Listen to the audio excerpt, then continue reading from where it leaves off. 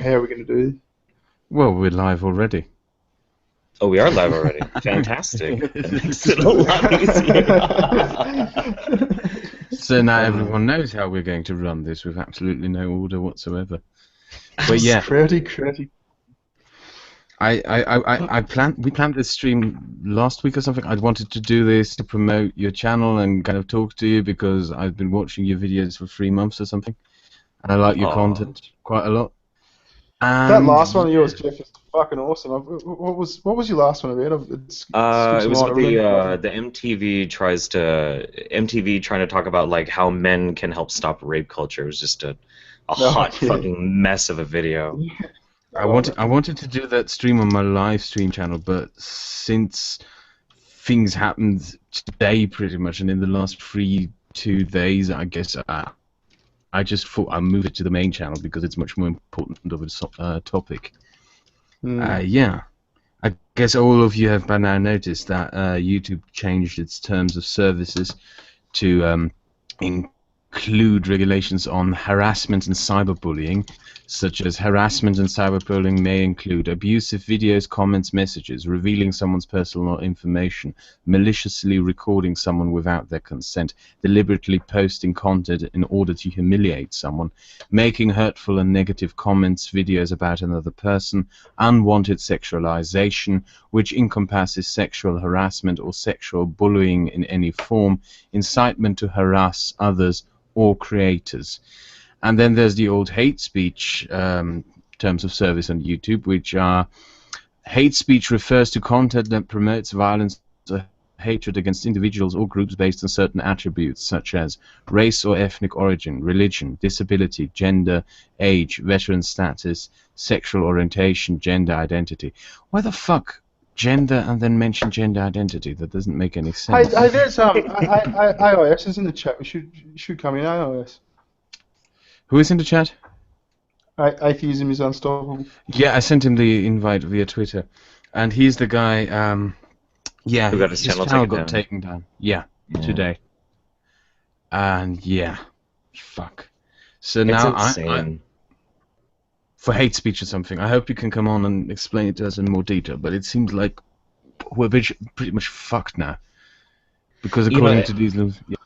I think it was like he had a video that was called like Meet a Muslim. I didn't actually get a chance to watch the video. I'm not subscribed to him, but did anybody in here did they watch the video?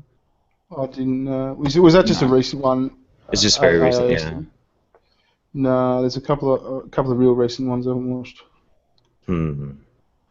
But it's still the very concept of it, the very idea that somebody's spoken word, somebody's opinion can be constituted as hate speech. I mean, was he proselytizing in his video about how we need to like go out and kill somebody, or we need to like cause harm to a group of people? Of course he wasn't. He wouldn't do that. I mean, and that's what hate speech should be. It should be go and harm this person. Go and physically harm this person. He just mentioned in the chat 2 strikes, both from Muslim vids. Copyright strikes or they're community strikes. I think it's hate speech strikes actually because of the new terms of service. That makes sense because what's his name? Amos Yee's channel also got into trouble by Muslims who sent him reported him for hate speech and shit like that. I got a lot of shit from Muslims. 2 of them actually tried to dox me last week, and yeah, fuck. Yeah, I wish you could sort your audio AIS. I'd love to speak to you about this. Yeah, absolutely. If you can find a way to get your microphone working properly, you should definitely hop in with us, Devin.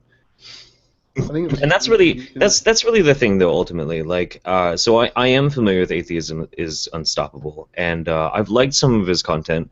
I've also not liked some of his content. The general presentation that he gives, I won't say I'm necessarily that big of a fan of, but I absolutely celebrate and I respect in every single way that somebody has the ability to express themselves however they want to, and the very notion that somebody could take that away from him is just monstrous. I've become a big fan. I reckon he's an arrogant, self-righteous cunt, and I reckon it's fucking awesome. Yeah, I'll give him respect for that. Absolutely. It's the fact that the people who are reporting is because I thought in the beginning that it would mainly be the social justice whinies who would be going after our channels and reporting them left, right, and forward. Maybe they will start doing so after they notice that. Yeah, I think a lot of these Muslim fanatics who are on YouTube, there are a lot of Muslim fanatic YouTube channels, and certainly more followers of these channels.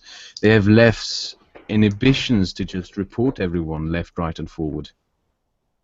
That inhibition is probably lacking. I mean, most of these people don't even believe that there is something as free speech, and The they very might. concept to him is alien. Absolutely. Yeah. So they're probably going to. I don't think. Bearing, yeah, all of you in here, you haven't yet made any videos tackling any kind of Islamists on YouTube, but all of us who do, are going to get into trouble now.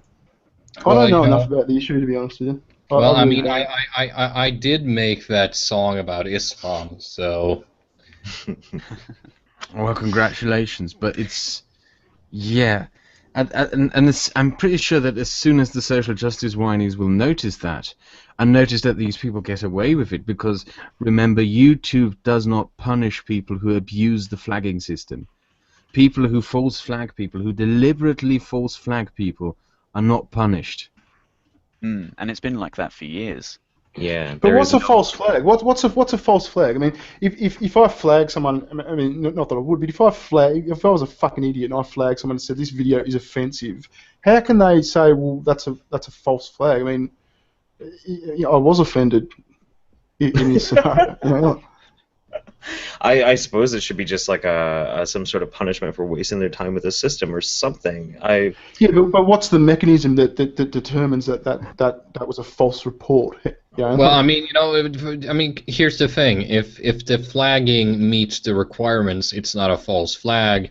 If it doesn't, well, it's a false flag. Yeah, I mean, there doesn't appear to actually be a mechanism that decides if it's a false flag or not. It seems like it's a case-by-case kind of thing. Yeah, that's fucking scary. You know, on the topic of making content specifically about Islam too, you know, like I've had this constant internal struggle that I've been dealing with ever since this whole big explosion of Orlando happened, and even before that. Of how much participation I actually want to engage in. And what's horrible, I can go toe-to-toe with ideologues in the Western world day in and day out. I'll put my face out there, I will challenge them. I've had people threaten to get me kicked out of college for my ideas. That's one thing. But to say that I don't have hesitation about making a video critical of Islam because I do put my face out there, because I do present a very public image of myself, I do have that hesitation, and that's not just because you're right. It's not just because it's a tough topic, but it's because this is a salient threat. This is a real thing that's happening. Mm-hmm. You're absolutely right, because when I made that video about Saleh, and the first Muslims started turning up, I thought at first they were just shitposting. You know, I thought these were 15, 17-year-olds because they posted stuff like, "We're going to find your real address and kill you," and shit like that. And I thought they were joking and stuff like that. And little did I know, two of them actually did try to dox me. Actually did try to find out who I am. And How did they know that, if you mind me asking? Because they added me on Skype and called me and tried to get my IPN. Oh, I see. Yeah, I mean, as far as to answer your question, Bearing, doxing could be as simple as just searching your username and seeing what else comes up. You know, people just can do simple Google searches and find things. Like, for instance, when the Orlando shooting happened, as soon as the guy's name was out there, Feminist Flow was able to find his MySpace page and like which party he was registered to vote for and all kinds of stuff. Your MySpace page is already fucking in the public domain. There's nothing. I mean, I wouldn't consider publishing someone's fucking MySpace URL doxing. How is that doxing? Well, I mean, it can lead you to other things. You know, you can make these connections and eventually get to someone's real name, or get to, you know, once you have their full name, you can do all kinds of things. You can find all kinds but of things. The issue isn't finding it. I think the issue is publishing it. I mean, you've got the right to investigate anything you want. The Right, I issue mean, is that's- when The thing is, though, is if you Yeah. have someone who is really motivated and wants to dig up dirt on you, the thing is they can find out your He's name here. easily if it's He connected is here. yeah, The it, guy it, who- with cached, you know. The guy who Cash actually websites. tried to dox me is in the chat. what's his name? Oh, that's Mohammed cute. Karim. Oh, I Oh, just saw him. Yeah. He's the one who tried to debate you in that recent stream. Yeah, he's Is it also the one who Mohammed tried to get Hakim? my IPN. Well, have you? That's- Did you debate him? Why don't you just have a debate and sort your No. differences I out? just casually invited him into the stream with Amos Yee because he threatened to kill me and he threatened to kill Amos Yee. And I said, okay, come on the stream and explain to us why we should be killed. And yeah, he actually tried to get my IPN and dox me. Yeah, I mean, the guy is obviously not interested in having a civil discourse about anything. He just wants to harm you and put your personal information out there. And by the way, Muzzy, if you're still listening, you kill yourself. If you don't like it, go listen to something else, you piece of shit. That's the joy of living in a Western world. If you don't like what if you don't like what you're listening to, you can always just change the channel. Yeah. You want to know the best part about that, though? You're probably more likely to be banned now, Edgy, than that Mohammed guy for, even, not so much insulting you, but trying to dox and, all of this malicious intent in the first place. Well, isn't that the modern narrative around terror to begin with? Oh, yeah, ain't he? Yeah. What's up, Nick? It's Hello, horny guy. the whole concept way, of this guys. is just absolutely insane. The concept that having a differing opinion is somehow more offensive than somebody expressing that their religious values mean that you should be killed. It's And that's insanity. it. These people have no inhibitions. I mean, talk about the social justice warriors as much as you want. If you give a Laurie Penny a gun, she won't put a bullet between your head. She will have hesitations, but these people, they don't have any hesitations. They don't have any fucking inhibitions. And so why is it that this guy can say something and he doesn't get these ramifications, but yet it is likely that you will? Is it merely the fact that they are willing to He is flag brown. and we're not? Well, that He's I mean, brown. I would offer too, though, that even in your invocation of Laurie Penny, those of the mentality of Laurie Penny, those who think such as she do, and those who've worked their way into places of authority at places like Google and YouTube and other social media outlets, they're almost two sides of the same threatening coin. On the one hand, we have barbarous madmen who think that simply for a difference of opinion warrants somebody deserving to be killed, and then we have others who either out of fear of further provoking these insane people or otherwise feeling some sort of sense of guilt that they owe them the right to be this barbaric and murderous, they want to make sure that nobody has a chance to offend their delicate sensibilities. And let's not parse words here either. For all of the posturing and violence and madness that goes on, it is a series of very delicate sensibilities which cannot be perturbed in the least, lest they wrought this fucking violence and threats upon people whose only crime is thinking differently than they do. Yeah. I mean, and Wizard, I would add to that I think another element of it is that the regressives, the SJWs, whatever you'd like to call them, they're scared of criticizing these people, because their own sensibilities should be offended by the barbarity of Islamic beliefs, and yet they're probably afraid themselves of the potential consequences of that. Now, they may never admit that, but I think that's the case. They're also just so self-flagellating that they need to find a way to blame not necessarily themselves, but those around them for these actions, because they're just like any sort of mad person who decides that they have a right to kill another person. There's no culpability there. These people, these crazy people, they're just a product of an environment that has been created by others who are, in this case, particularly us. We who defend free speech, rational thinking, critical inquiry, and open and free discourse. We are the cause of this madness and barbarity. It couldn't be anything else, and to suggest such is insulting to these people who, to my mind, if they're calling for the deaths of people simply on the basis of the opinion, insult is the very least of which they deserve. I think that a lot of the social justice YouTube community, if you can call it that, I mean, most of you probably noticed this fucking hideous Proud to Be campaign that YouTube launched yesterday, which was an absolute failure, essentially trying to promote genderqueer, whatever the fuck YouTubers with barely 65 subscribers. I haven't seen it. I'm ending gonna look at this. You have to. It's pretty glorious because Poll and some other boards on 4chan actually started vote brigading it, and it's at almost 200,000 downvotes now to 140,000 upvotes. Yeah, I love Paul. Sometimes I really love Paul. But yeah, anyway, these people, I don't think that, you know, they probably noticed that the systems in the TOS, they probably noticed the differences, the new changes to the terms of service. But I don't think that they have the inhibitions to just go full retard and just false flag everyone. You know, they could right now, if they wanted to, they could take down Sargon's channel. They could. Oh yeah, that could absolutely happen. It would take 3 people. 3 people in anybody's channel could get taken down with the way this system is in place. You know, if you consider, well, let's consider. But they're not. They're not doing it right now. They're not doing it.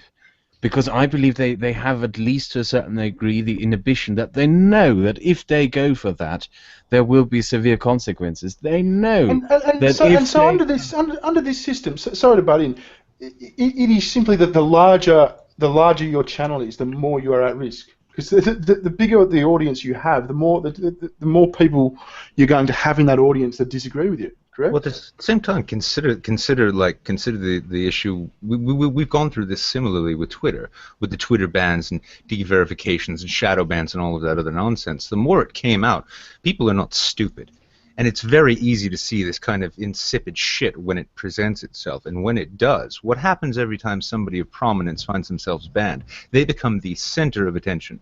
Their works, their words, their persona, their brand. How do you think Milo Yiannopoulos even happened? Milo's even chuckling at the fact the concern is, though, Nick, what about the poor bastards that are just under that threshold? The thing is, however, I'm pretty sure that AIU's channel was taken down by Muslims.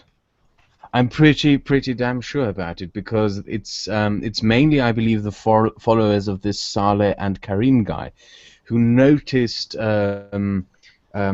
because Saleh made a video about Amos Yee, and then they flooded his video, tried to take his channel down, and then they went over to Logic to try to get Logic's channel down. From Logic, they then moved to my channel and tried to get me down.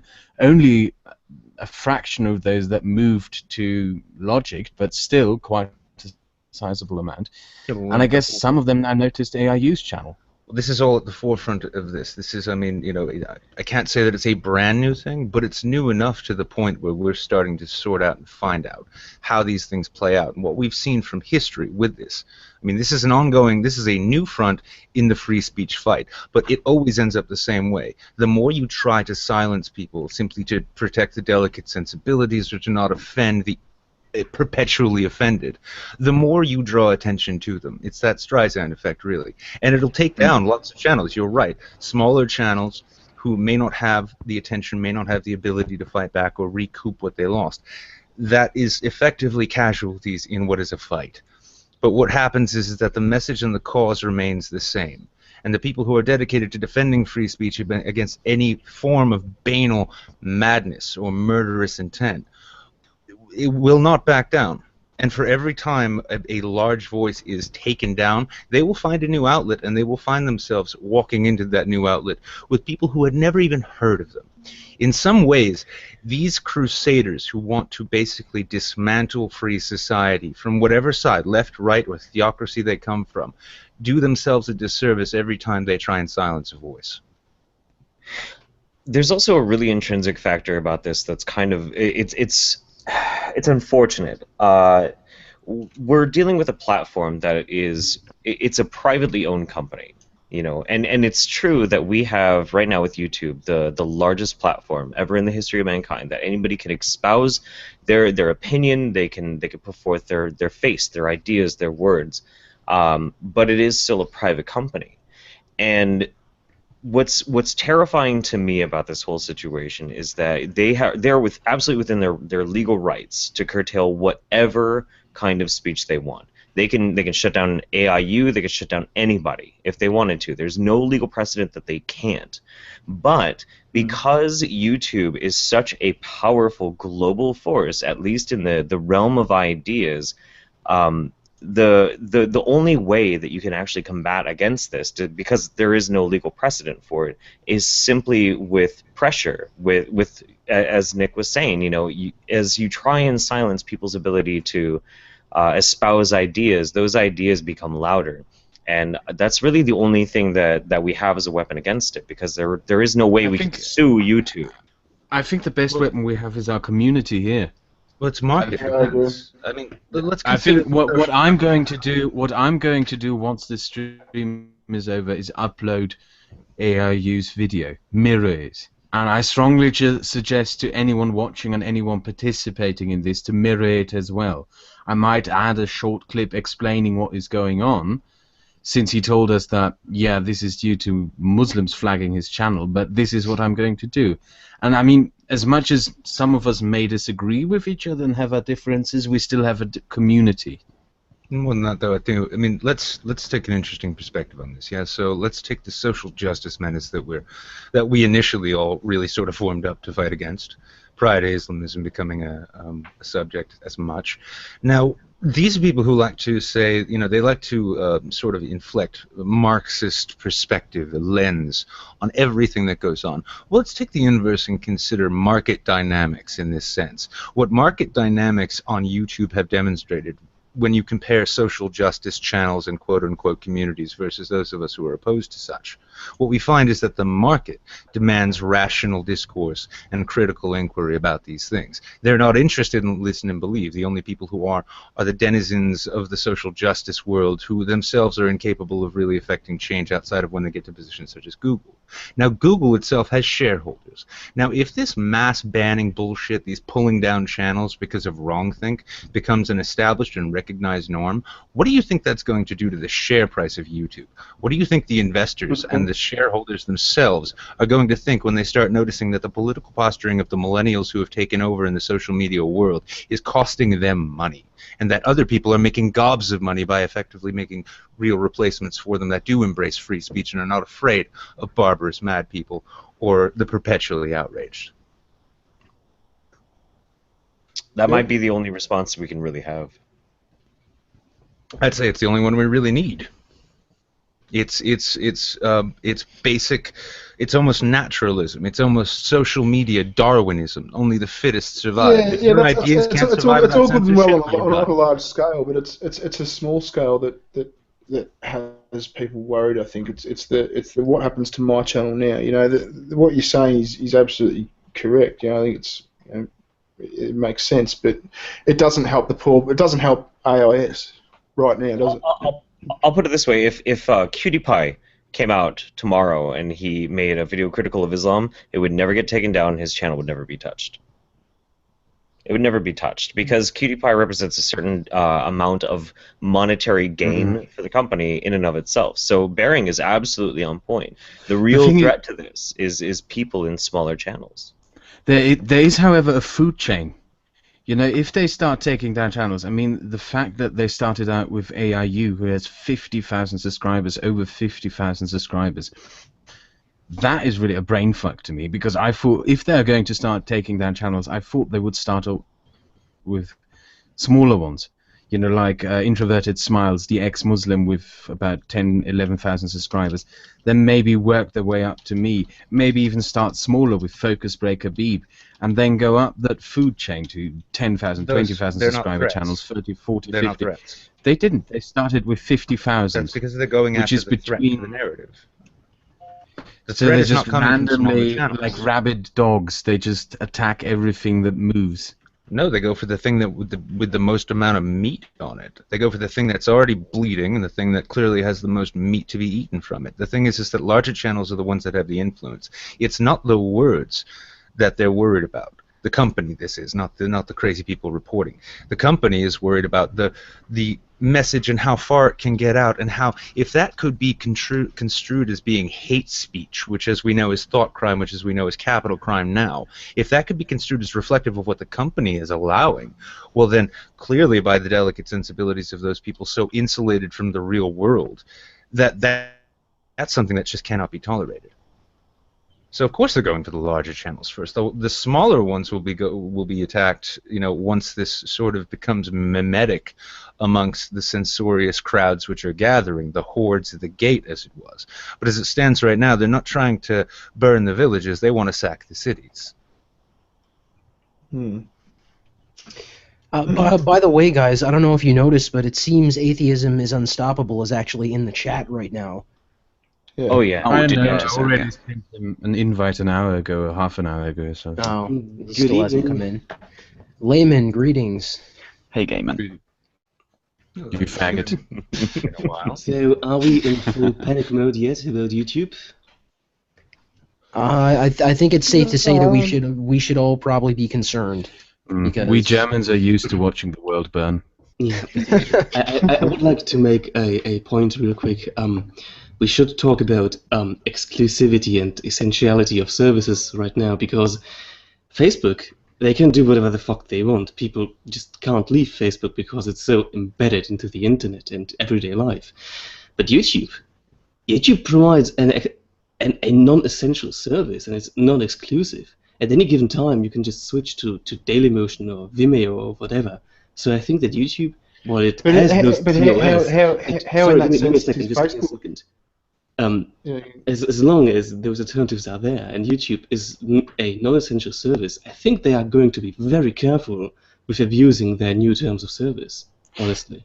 No, I disagree there. The thing is yes, you can move your services or your videos to different services, but the thing is with that is if you do that, you're pretty much shutting yourself off of a bigger market, because YouTube is a household name. Yes, when exactly. you YouTube something, when you do this, same thing with Google. It So also- I don't think it's a good idea. It may be the case that these other services exist because you have Dailymotion and Vimeo and even what's the other one, LiveLeak. The problem is, as Ben is saying, is that YouTube is easily the biggest of all these services by a long shot. They essentially have cornered this market, and if you use any of these other sites, nobody's going to see your stuff. Well, at least not yet. But I mean, I think another component that's not really being remarked upon is exactly the kinds of people who are taking these steps and measures, right? So when you consider who it is that really runs social media, and by and large the more popular internet that people know, these are Silicon Valley and Bay Area millennials. These are people from places such as Cambridge, Massachusetts, and other such hive minds of social justice regressivism, that they would probably see a sacrifice in market share and actual net income, at least for their own cause, as a justifiable sacrifice in the name of advancing the causes that they want to see advanced. And part of that these days seems to be defending Islamism from any and all who might want to criticize it. So we have a Sargon of Akkad in the live chat. Who the hell is this guy? I've never heard of him. Fuck off, back to Babylon, you fucking cuck. Some kind of history back, I'm sure. Get on my servers, fucking cuck, you layman. How are you guys all doing? So, I'm a bit new to this. What happened to Atheism is Unstoppable? His channel got taken down after a Muslim apparently reported it for hate speech. Wow. Define taken down as in fucking. He got a couple though, didn't he? To be precise, didn't he get a couple of strikes? Yeah, he had previous strikes for copyright violations and DMCA's and stuff. I think he had 2 strikes or something. Right, so it wasn't just that someone reported him once and then the whole thing went down. No, he had a strike for copyright, and I think he got 2 strikes on 2 videos that were about Islam from 2 Muslims. The channel gets auto-deleted at that point. He still can restore it, so... Yeah, okay, it sounds worse than it actually is then, because the chances are he'll get his channel back, I think. I mean, he's lost his channel before. Yes. Did he get this? Did he get his channel back though, or did he restart? I thought he restarted. He had the channel. Oh, He had right. 30,000 subscribers, I think, when he lost it, and I found him when he was on the new channel. About he 10,000 has subscribers. He has several alternate channels as well. Mm. But the question is, did he come back bigger than when he was struck down? Yeah, because I started liking his videos. Well, there we go. That's, yeah. I mean, I tell you what, a lot of people have got a lot of problems with Devin Tracy, and Devin Tracy has a lot of problems, but he's not a racist, and he's not spamming hate speech, and he's not wrong when he says these are the statistics, they need to be addressed. He's just very frank. That's part of his charm, I reckon. That's why I like him. That's why I like him. That's why I want his videos. And that's why people hate him as well. Okay. It's also why people hate him. Well, that's the nature of being frank and honest on the internet these days, isn't it? Well, he's deliberately confrontational with it. I mean, don't get me wrong, but there's nothing wrong with that. So, there's nothing wrong with being confrontational, especially if you're in the right. So, don't fucking encourage him. He's in the chat. Fucking hell, don't. Yeah. He's okay. Well, I'll just call him a total baser then. That'll put place. But no, seriously though, I tend to watch quite a lot of his videos because I do actually enjoy them. Yeah, so do I. And if he was a racist, I would notice. I would very, very obviously notice. But the thing is, there are a lot of people who think being very honest and plain and direct about, say, black crime or Muslim terrorism is hate speech, and it's not. It's something that is genuinely happening and needs to be addressed. Hate facts. Or saying the word, can't say nigger. Yeah. It's kind of ironic in a way because when you deny the black on black crime, you're not really helping them. You're just going to make it worse. Yeah. So if I was a racist, I would be denying it too. Having worked on that issue in the past myself, the thing too is that when it comes to black on black crime, the people I've found who are most eager to actually discuss it and discuss ways of remediating it are people who are living in the situations themselves. Yeah, those who want to talk about the rest of it, those are people who, like we know, they're in college, and to them poverty, struggle, and violence is something that they see on TV or the internet or read about. Well, I mean, you see plenty of viral videos going around Facebook from people who are black saying, we're the ones shooting each other. The police are shooting a tiny fraction of black people, and in comparison... No, you're getting it all wrong. It's white privilege. Kill other black people, and it's just like... White privilege. That's true. Layman has it right. I mean, it's all because of white violence and something white male shooters and also imperialism. Definitely imperialism. Well, yes. I know the fact that I got to go to high school without having it shot up or bombed is explicitly why Southeast DC is in the condition that it's in. I mean, I'm benefiting from that gentrification directly. Does anyone know, regarding the new terms of service, if you have to disclose your personal information if you're getting striked for hate speech or something like that? I don't think so. That would be insane. Oh, if you appeal it, wait, wasn't that what it was before though? Wasn't that the case? No. You have to give your personal information, your name and address with a copyright strike, but you don't. Yes. If you have to give it with a harassment claim, that would be fucking insane. Yeah, that would be the if you're contesting a copyright strike, well, let's not give them any ideas, fellas. I still do think it's really, really suspect. We were talking about this before the stream started, though. So right after the whole gathering with the UN, Anita Sarkeesian, Randy Harper, a bunch of the other ideologues all ended up going to Google Ideas, and Google owns YouTube. So I have to wonder if maybe this rampant social justice this effect is basically what has been the effect that's caused this terms of service change. Absolutely. You look at, I mean, anytime you see any sort of industry article about, some kind of emerging tech sector, how this company or that company is innovating, they're always highlighting how they have young, fresh minds fresh out of college, right? Yeah. It's always the same thing, and this is what I was saying before, is that, like, right now the tech sector, it seems, is largely, like, we hear feminists complain about how it's male-dominated. The real problem is that it's dominated by people who are largely coming out of places like, Cambridge, Massachusetts, and San Francisco, or alternately perhaps Portland, fucking Oregon. I actually believe Benny's line, what Benny was suggesting before we went live, which is that this might be the changes that were sanctioned by the European Commission. The harassment. See, the thing about that is that YouTube can block videos by country, so and further YouTube's an American company, so I don't know if they would have to necessarily change the whole site to abide by those. Absolutely. Also, we've seen that if the UN wants something done, it more often than not will task national institutions with that. For instance, the whole German institution of keeping Twitter and Facebook free of hate speech. I love it when Germans try and keep things pure. Yeah, it's fucking hilarious. No, here's a fun little question though. So this is all kind of new territory that everyone's, this is the purpose of the stream. It's new shit. Here's a question: how long though until these Islamist videos saying that it is okay to kill apostates, it is okay to throw gays off of rooftops, etc., are themselves flagged for the legitimate hate speech that they are actually promoting? Flagged soon, removed never. Yeah, I mean that's the thing is I think really that this is a tough question for me because I don't want anyone's stuff to get taken down. I don't believe in this stupid hate speech policy or this new cyberbullying thing. But I think it would be an interesting experiment for people from our community to go and report people like Black Hitler and like no. I wouldn't suggest that. And see what happens. And no. We know what will happen. We know we've seen it on Twitter. Nothing will happen. Yeah. Nothing will happen, and then we'll just have more evidence to affirm what we already know to be true. Is that we are actually operating in systems that are controlled by people who have no interest in free discourse, critical inquiry, or free speech.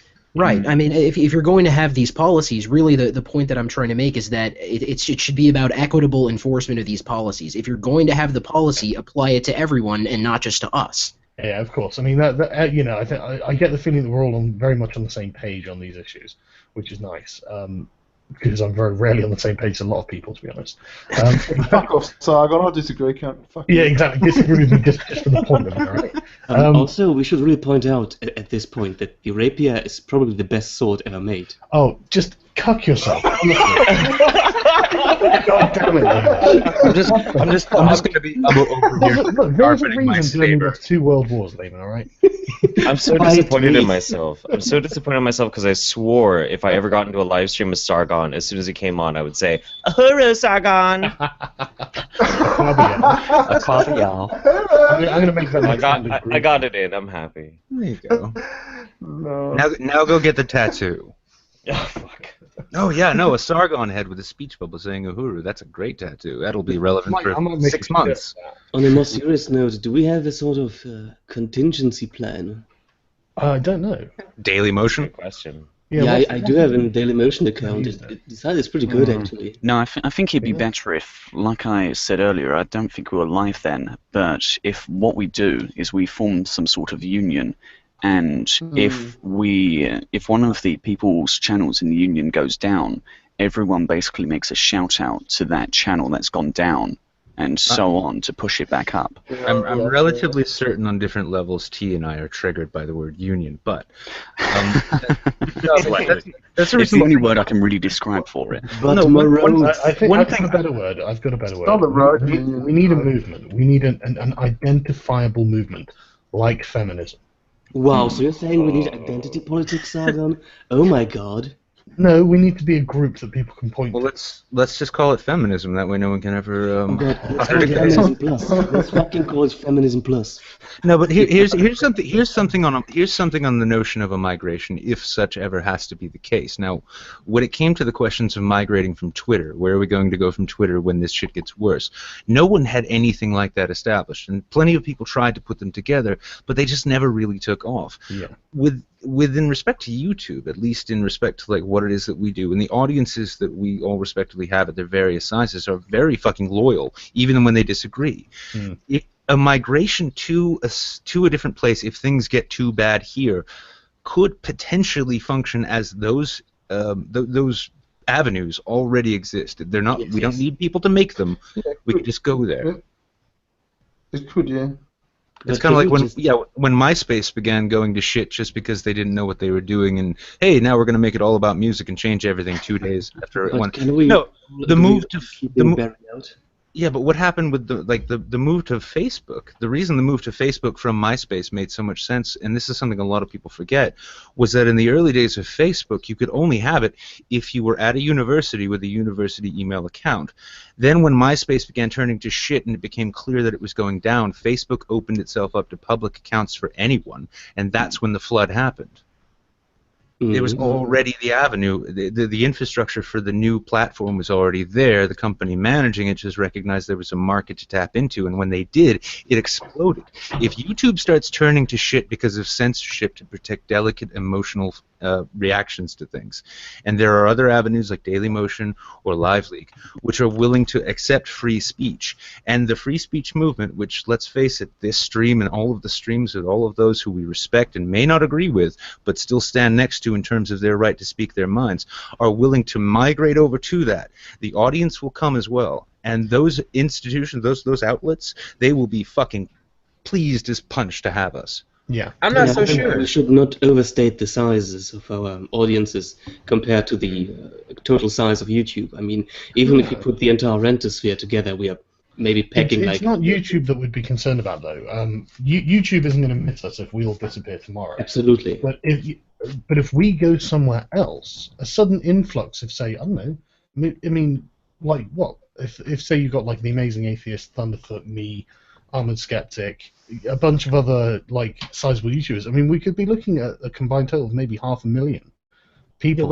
A sudden influx into their site. What happens when someone like Grade A Under A, who's I think 2.5 million subscribers right now, who himself, he doesn't really go into shitlord territory or anything like that, but he says some shit that is critical as fuck and could, under these new rules, be flagged as hate speech. If he suddenly picked up and said, you know what, fuck this place, I'm going over there, I'm taking my ball and going to my new home, his subscribers would follow.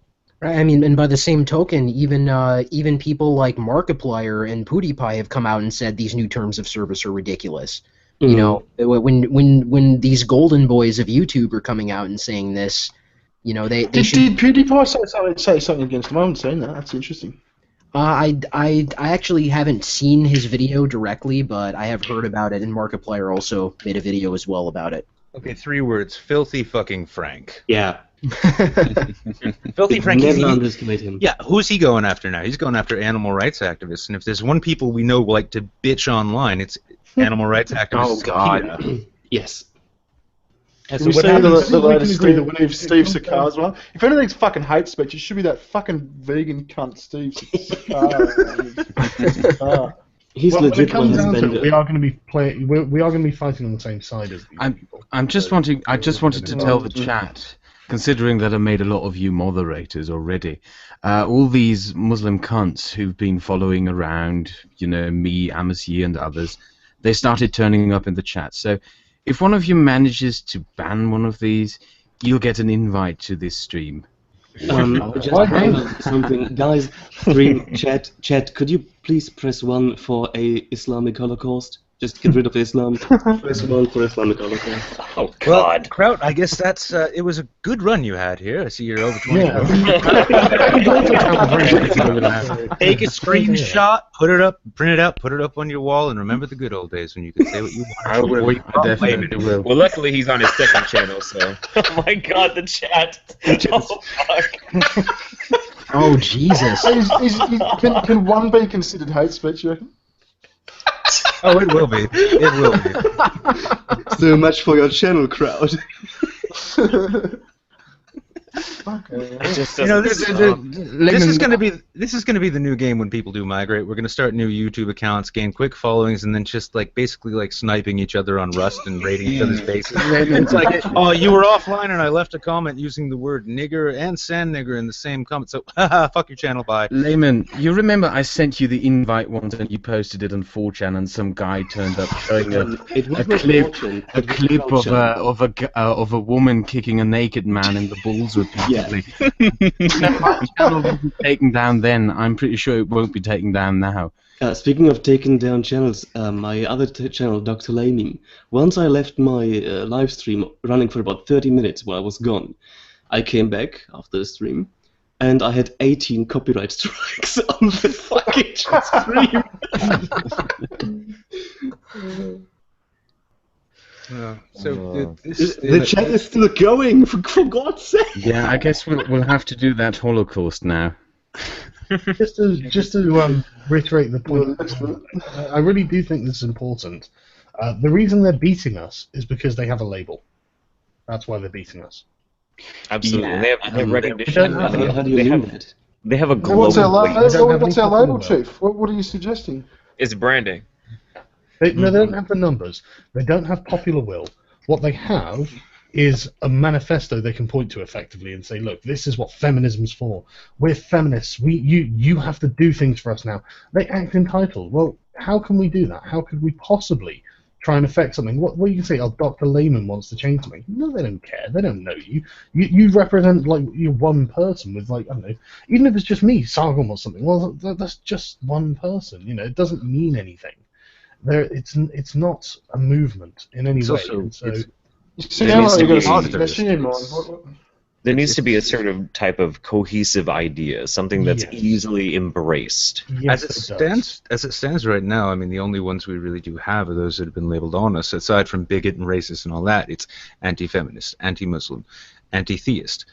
It's negative. Yeah, these are negative things, which for the average pleb, for the average normie who comes across an argument of this sort, it's this ism, which stands for equality, versus this anti thing, which is just. I just want to point out as well. Nobody is an anti-feminist. That isn't a label. That's a description. Absolutely. Nobody identifies as an anti-feminist. You get, say, I don't know, conservative Christians who are anti-feminist.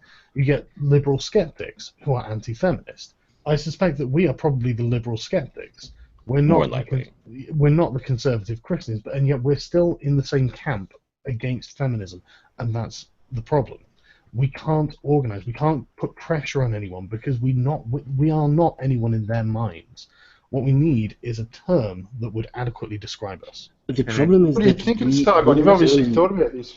I've thought about it a lot. I've actually got a few ideas, but I don't want to go into anything yet because I'm still thinking through. I think the problem is not that we are not something in their eyes. We aren't something. Every one of us is so vastly different, which is inherent in the things we do. You know, everyone of us comes from different fields, and it has different ideas. So I think we do share certain values, don't we? I don't know. Yeah, we do. Free speech, for example. Let's remember the last time. Yeah, well, we remember. I mean, the last time I encountered this with this group, especially with you, Sargon. You know, that rather passionate and heated argument between you and Random Account about the label of MRM versus humanism. Now, humanism makes perfect sense for it. Unfortunately, that's already been sort of scooped by those who wanted to claim it for their own. It's going to have to be something new. It's going to have to be something that isn't in the popular imagination, which means, and this is the great part about doing this, we get to define it. What about the liberal movement, taking back the term liberal? Conservatives are never going to I don't think it's too spoiled in America. Yeah, and conservatives themselves would never go for it. No, the word itself is totally polluted at this point, and too political. National socialism. Right. I fucking love your crowd. Well, I mean, I think hearkening on to Enlightenment values would be important with it. It's hard to attach an ism to the word enlightenment. Yeah. Well, I'm going to spoil something, but I've been writing something, and I think it's something that a lot of people will be able to put their names to. You're writing? Yes, I've written this. I do think it's something that a lot of people can put their names to. And I think it's an idea whose time is coming. I'm not sure it's quite there yet, but it's something that when it comes, I think we can make a big deal and a lot of noise and probably get quite a lot of attention over. The whole petition thing, it was done in anger, but it was also, there's a point to it beyond that. It's something we can point to. It's a number. You know, sounds like the birth of the Illuminati. No, it's the birth of a grassroots movement to claim back freedom, our rights to free expression. Man. Well, I mean, you know, we have far too many Noam Chomskys and not enough Thomas Paines these days. Yes. Listen, that is a very good way of putting. Man, you've got away with words, you son of a bitch. We'll talk at some point because I want you to have a once over what I've written actually, but before I'm ready to put it live. But and the thing is, I get a lot of people saying, "What can we do with this petition?" It's like, well, you can do anything you want with it. You know, you can email any newspaper and say, "Hey, look, 78,000 or 79,000 people want social justice addressed. Why aren't you reporting this?" You know. I think, well, I mean, I'd say in this respect too, a central thrust also needs to be: don't be afraid to disagree with people you call friend. Oh, absolutely. Because I mean, like, that's, I mean, for fuck's sake, I mean, T and I here, my ex-unionist, quasi-socialist, I'm sure he and I would go toe-to-toe, head-to-head, all fucking day, have a grand old time doing it, and then still walk away friendly.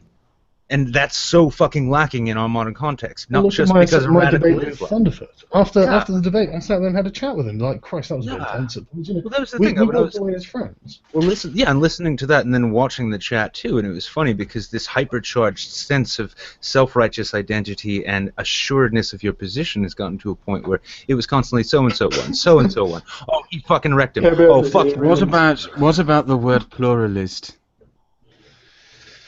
It's not necessarily. I mean, what's it going to instantly conjure up in people's minds? It's not going to conjure up anything because it's a philosophical term coined by Popper, which means multitude of opinion in a democratic society.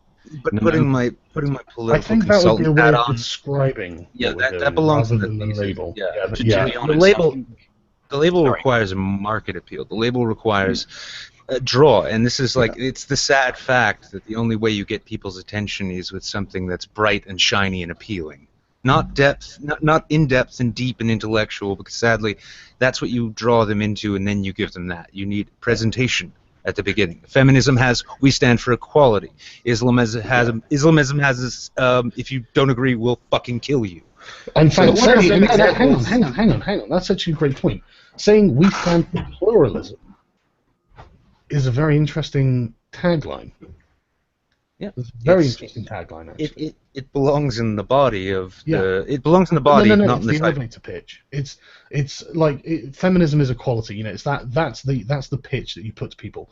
Whatever we're doing is pluralism. You know, we want a diversity of ideas. You know, that's what that will mean. And people. Do enough people know what fucking pluralism is, though? I mean, everyone knows what equality is. Yeah, but people know what plural means. And so they'll have to ask another question. And then it also allows us to define that narrative, because we're also, here's the funny thing, as opposed as we are to Islamism, I want those bad ideas to be heard as many by as many people as possible, because they're insane. They are absolutely fucking insane. Yeah, I don't want them festering somewhere in fucking mosques unexamined. The idea that isn't heard is the idea that's not challenged. Yes, that's exactly my opinion on it.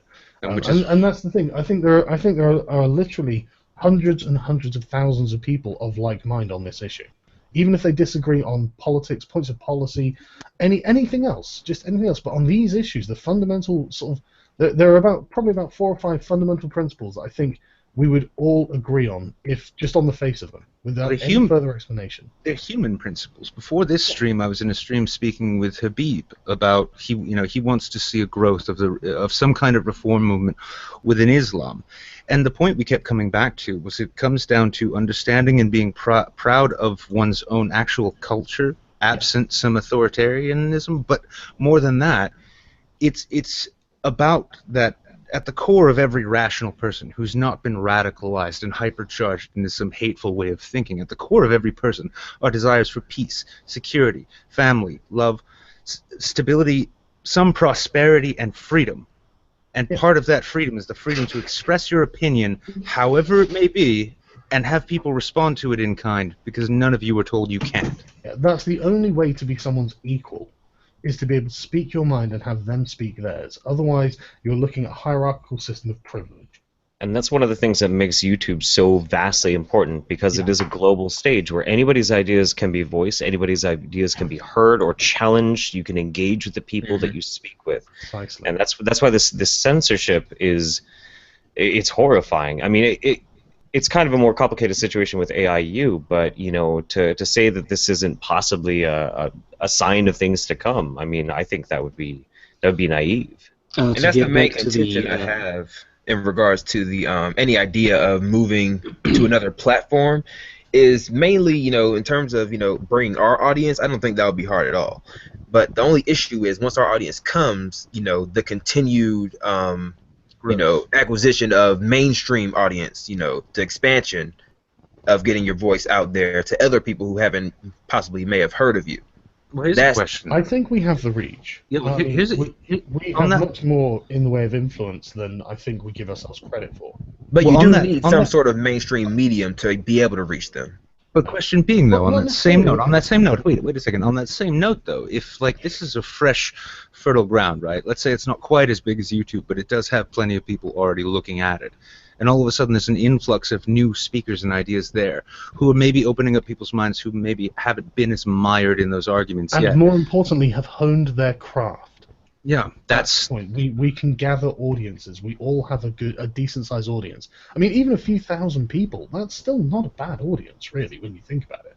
I mean, yeah, and the thing too is that, I mean, I've noticed, you know, I might have one of the smallest audiences here. What I've noticed is that even despite good swaths of them fundamentally disagreeing with me on a majority of specific issues, they're still fiercely loyal to the expression of the perspectives that they hear and want to disagree with. And those are the kinds of people who go out and take the materials that people like ourselves put out and show it to their friends and say, this is the best fucking bullshit commie liberal argument I've heard. This is like the most persuasive fucking anti-feminist shit. Or even if they disagree and they see someone who's expressing regressive, you know, views, be like, hey, just listen to this thing, and then tell me what you think. Yeah, I mean, one of the things, and I'm not in any way trying to brag when I say this, but I had no idea how far my fame had spread, and I would encounter situations where people were like, do you know Sargon, or something like that, and I'm just like,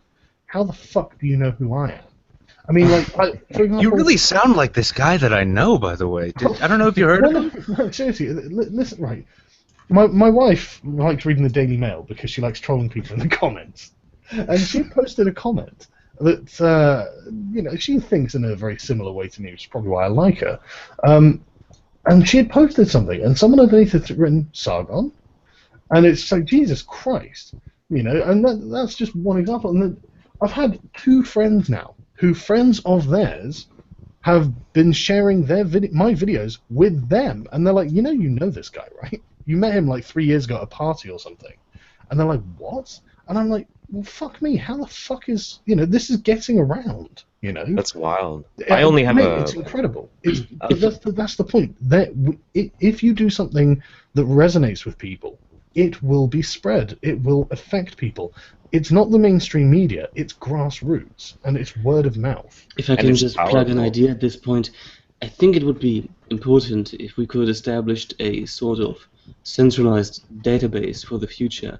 If small channels, for instance, are taken down because of hate speech or something like that, most people won't actually notice. But if they have a centralized platform where they can share their story of being suspended or something like that, and if you can, you know, share that around and actually have a sort of data pile on what YouTube is actually doing with the new terms of services, that might be really relevant to what we're trying to do. Oh, what was that? Like deep freeze. Essentially. Possibly. I'm not sure how productive it'll actually be in the long run to police YouTube, though. I mean, it does sound like a good idea, but I don't know how much it's really going to accomplish.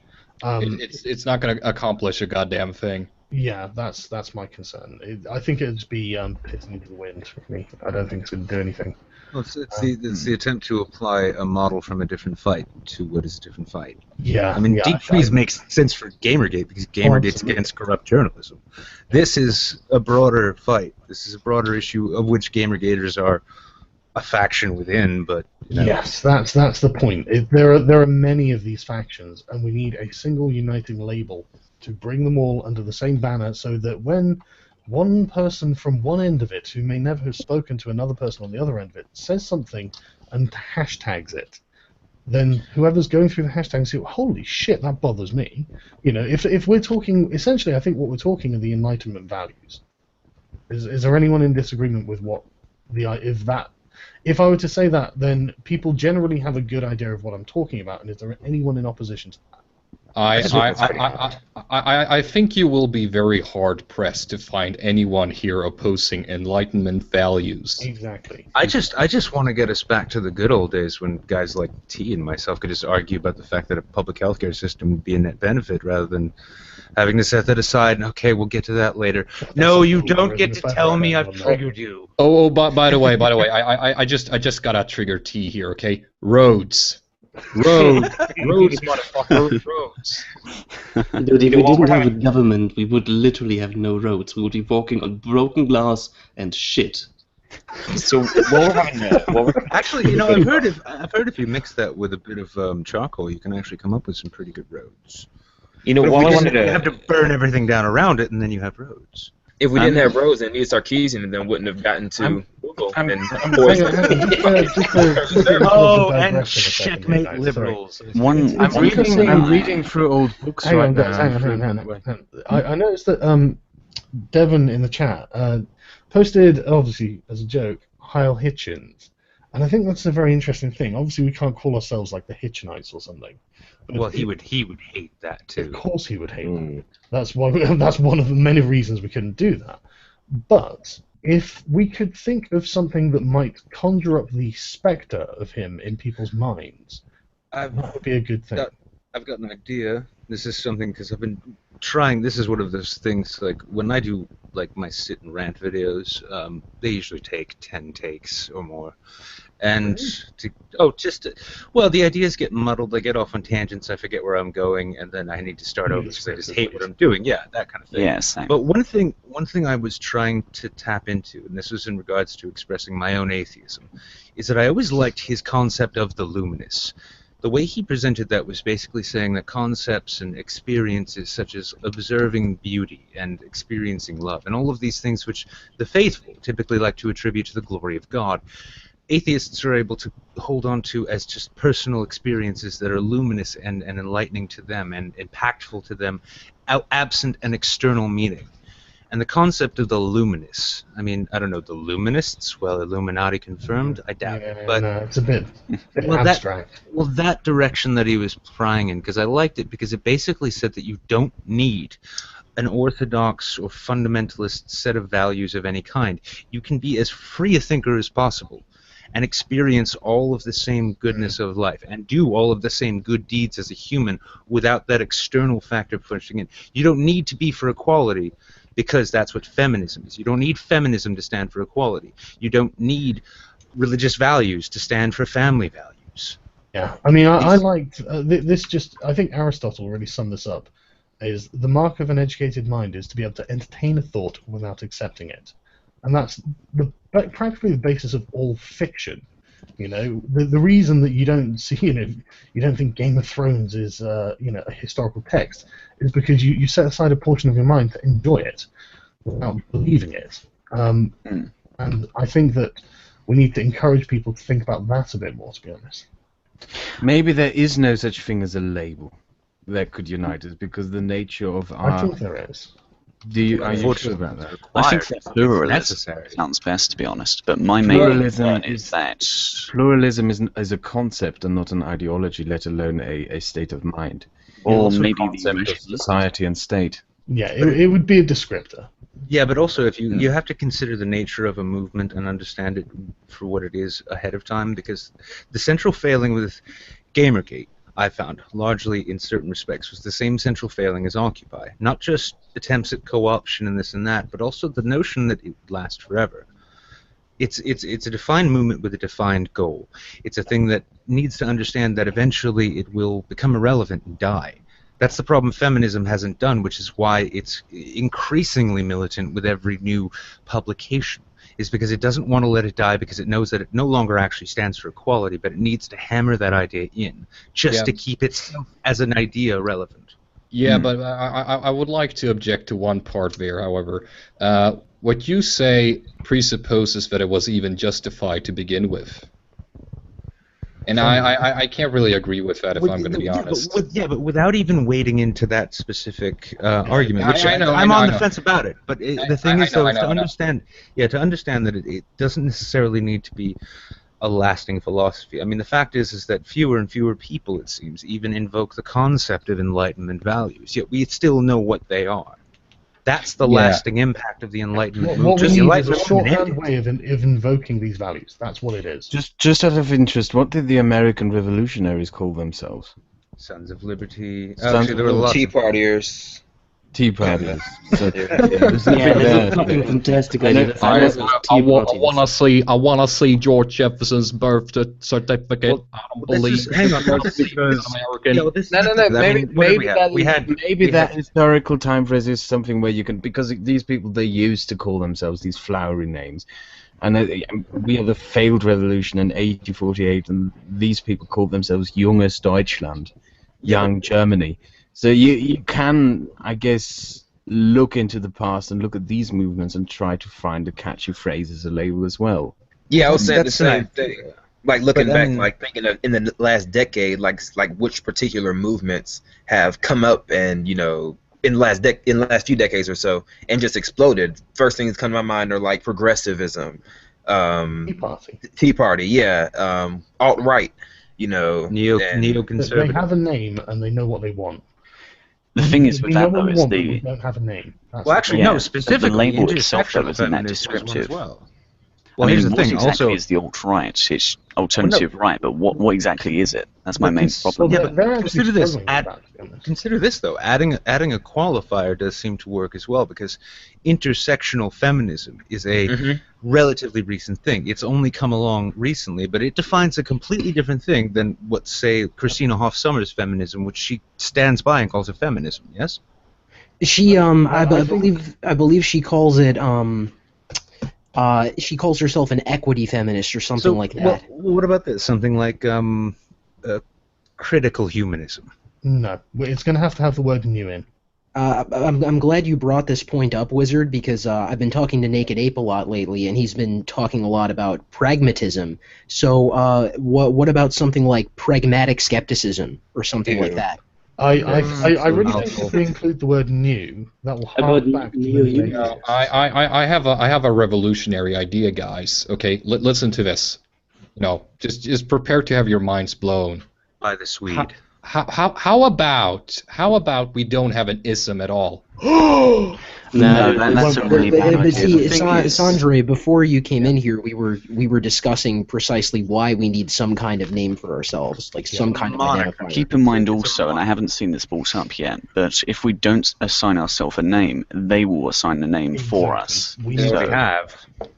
Yeah. No, I mean this is seeking a banner for an assembled coalition to effectively march beneath. Yes. One unifying banner that other banners show beneath, and that we're all on the same side. And you know what? We may go to war with each other later on, but we're looking forward to it because we're grown-ass adults, and in the meantime, this is what we're doing. Chris in the chat suggested new liberals. Wouldn't that just be a Neoliberalism. copy of something else? Because I think liberalism is the new. thing, It's not the thing really. with the term liberal is that it's left-right politics. We want to avoid that completely. So has everyone concluded pretty much that cultural libertarian is not going to work? It's a good Too long- descriptor, but too it's not a long. banner. Personally, personally, as I do have a problem with the whole identity politic thing, I guess that skepticism would work still. However, since it's not really, skepticism isn't really so much some. It's really more of a descriptor of what you actually do. I actually think that's a great idea. I do think the word new should be involved. For a couple of reasons. One, it shows that we're not, in the minds of people who have never heard of us, it will demonstrate that this is not an old. It is an old idea, but this is not an old movement. This is something that has come about due to current forces. But also, new would, if we're using it in sort of new atheists or new skeptics or something like that, then that would also hark back to Hitchens and Dawkins, the people who go out and challenge bad ideas. There's an We're not uphill skeptics. battle. If you're going to use the term skepticism, there's an uphill battle that you're going to have to fight. Prior to my being very involved in Twitter and doing the YouTube thing, I was very embroiled in the science communication community on Facebook. And that's hundreds of thousands, if not millions of people who all fall under this banner of skepticism. And they exchange their ideas, they regurgitate each other's links, etc., etc., etc. It is infested with social justice warriors. That's why. It's not on Twitter. That's why we have the qualifier new. And Right, also, well, and the defining the uphill thesis battle, is opposing that. The uphill Also, battle, skepticism, though, though. Go ahead, Jeff. Sorry. the uphill battle, though, is to have enough loud voices to put forth enough rational arguments that skeptics can't really truly challenge the basis of these ideas. I think we have you also need that fuss as well, because these people are like parasites and they will latch onto this. Well, hang on. Right, the thing is, whatever it is I've been writing, I haven't really put a name to it or anything yet, but I've obviously crafted it deliberately so it cannot be co-opted by SJWs. Okay. I mean, obviously, that's my no. Never say never. But that is a difficult task, that guy. Yeah, the other thing is that, just to address that, it's actually not a difficult task. It's actually a really easy task if you know what you're looking for. Most organizations, most movements are not prepared to deal with identity politics. They're not expecting it, they don't see it coming, and so they don't know how to resist it. If you know how to resist it, it's very easy to just sit there and lay out a few points that say these are non-negotiable and these preclude any kind of SJW nonsense. It's actually really easy to do. I kind of like neo-skepticism. One thing I think, though, that needs to, like, just stepping back from this, let's go and get it, is to really acknowledge what the natural course of this thing will be. Because even if identity politics is clearly outlined as haram, as a no-go area, as what we oppose, right? If that's the case, one thing that needs to be understood is that if the movement becomes an actual cohesive movement, it needs set goals that it needs to achieve. They need to be clearly defined, and then it needs to be understood that once a certain no. You're looking not specific. No. Wait. Let me finish. Let me just finish this thought, though.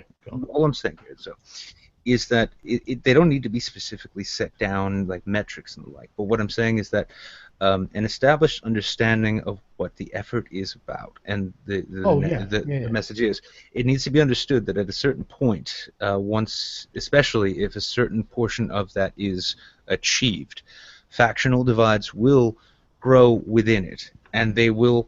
It's the same thing that happened with Gamergate, with Occupy, with pretty much any movement you get. Once it goes long enough and gets big enough, factional divides happen, and you need to let it die. Okay. New classicists. Hang on. Right, let's do new rationalists. No. Let's just address this point, right? What we are talking about here is not a movement with an end goal. It is designed to perpetuate forever, like feminism, like intersectional feminism. However, we will be designing to perpetuate the values that benefit everyone, rather than the values that benefit a few, because that's what we're fighting. The problem with that is that while, for instance, feminism or Occupy and all of that have a common content, so to speak, which is, for instance, the inequality of society, we only have a common method, essentially. We don't have a common content when it comes down to it. Well, furthermore, of course we do. Whatever movement we create, there won't be a common method or any common, execution of trying to achieve it. It's the principles involved. It's the thing that you will be arguing for that will be held in common. How you argue for it is irrelevant, really. Well, anyone can argue in their own way. No, that being the case, I'm saying more like, in a long-term method, let's say like one of the central thrusts here, as we know now, is defending free speech and open debate. Now, if we're able to do that in the name of this movement, at a certain point, those with divergent views as to what is beneficial and best for everyone in society will then attempt to claim that school of thought as their own, right or wrong. That will happen. We just need to acknowledge that will happen and sort of understand that. And they will try, and to certain extents, they will succeed. Factions will evolve. They always do. Okay, there's nothing wrong with factions evolving. In fact, I would expect in a pluralistic movement there to be many factions. But these factions would all have the same common goals in mind. And again, I'm going to quote Alinsky, but he's right when it comes to this. When you have a movement, you have to make it as broad as possible along the same lines. If you have a movement that's for one thing, say men's rights, you'll never, ever get very many people in it, because only so many people are going to be interested in that movement. However... There's a shelf life. No, it's not a shelf life. It's not there's a shelf life. There's just a certain number of people who are really concerned about that particular interest. However, if then, if it comes under the rubric of equal rights, which it does, then people who are also concerned about women's rights, not necessarily men's rights, but they're not going to oppose the concept because they're not, no, we want equal rights. It has to be something that they can benefit from. not necessarily benefit from. It's to see the principle that they want upheld. So if men see, I mean, for example, in the MR8, men commit suicide at a drastically higher rate than women. That is an equal rights issue. There is clearly something wrong with men. So, something's happening to them that needs to be addressed. Feminists going, no, that's but male prejudice, blah blah. That doesn't wash with most people. It doesn't wash. And so they can say, well, no, I'm not a feminist because I want equal rights, and I care about like when men are getting screwed as well as when women are getting screwed. It's the point that they're getting screwed that matters to me, not the gender of the person. And that's the point that we can emphasize. And that gets more people in than just saying I care about men or I care about women. Absolutely. No, I mean, so that is why we will need basically this enlightenment movement for like I don't know, probably like I said, probably about 4 or 5 different specific principles that we want upheld. And when these principles are being violated, it doesn't matter how they're being violated. What matters is that they are being violated. And this is something that everyone can rally behind, even if they aren't personally being affected by it, because they care about the principle of the thing. Yeah, sorry, Nicholas, but I am in STEM, and I'm in a scientific field that hasn't successfully been occupied by gender ideologues or SJWs because the very nature. Yeah, I did chemistry. It's very hard to co-opt that for natural reasons, but it's not just that. It's also just the mere fact that it's a field where the people are trained to be analytical. I mean, you will be hard pressed to find people more analytical than chemists. We dissect everything. I think that if we are to start this new movement, new skepticism, or whatever the hell you want to call it, I think that what we need to do is to take a look at real-world examples as to how this should be, not run, mind you, because I think that would be, I mean, it's like the scientific model. You can't run it. It has certain principles within it, and from that you get something that is functional. I think we need to take a look at the institutions of science, for instance, that hasn't been occupied, and take a look at them and realize why they haven't been so.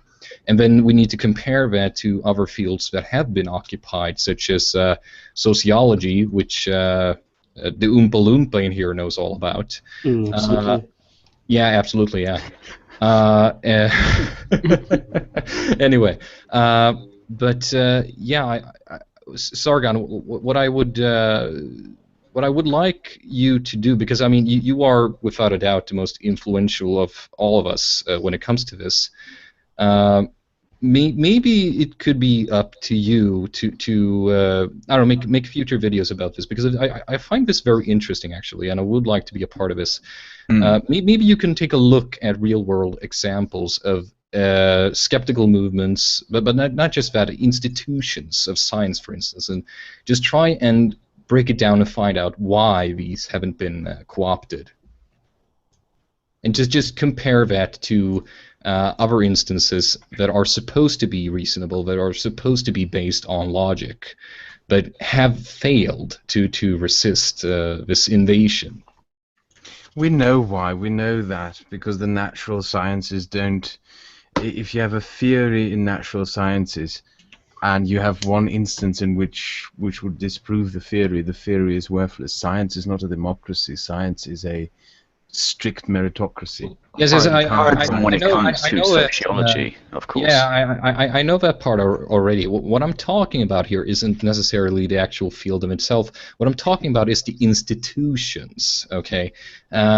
Because, the people who run these institutions, essentially, why is it that stereotypically mathematicians, physicists, and chemists are so hard to co-opt when it comes to this?